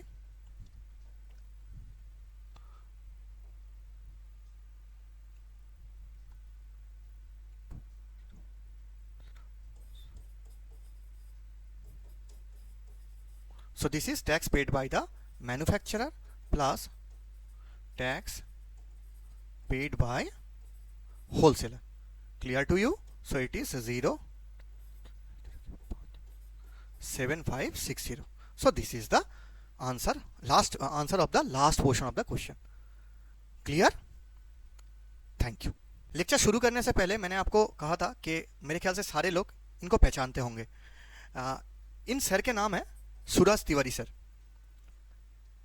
इनके बारे में मैं आप सब लोगों को रिक्वेस्ट करूंगा कि आप एक बार जाके नेट में इंटरनेट में आप इनके बारे में एक बार सर्च करना, सूरज तिवारी सर आईएएस। 2017 एक ट्रेन एक्सीडेंट में सूरज तिवारी सर का दोनों पैर, राइट हैंड खत्म हो जाते हैं और लेफ्ट हैंड के दोनों फिंगर वो भी चले जाते हैं। अब इस हालत में आप सोच सकते हो या कोई भी सोच सकता है कि एक बंदा कुछ कर पाएगा। इस बंदे ने, सूरज सर ने जीत और मेहनत किया और 2022 में यूपीएससी एग्जाम, जिसको टफेस्ट एग्जाम माना जाता है, उनको क्लियर कर लिया। तो आपका कितना भी समय चला गया, कितना भी कुछ हो गया, अब उसके बारे में मत सोचो। आप बहुत मेहनत करो और मेहनत करोगे ना तो हर चीज़ पॉसिबल हो सकता है। एक चीज़ हमेशा याद रखना, एक कोटेशन मैं बार बार पढ़ते रहता हूँ, मैं उसको आपके साथ शेयर करूँगा कि बुरा ये हुआ कि बहुत वक्त निकल गया, और अच्छा ये हुआ कि अभी भी बहुत वक्त बाकी है। सो मेहनत करते रहिए। Wish you all the very best. Thank you.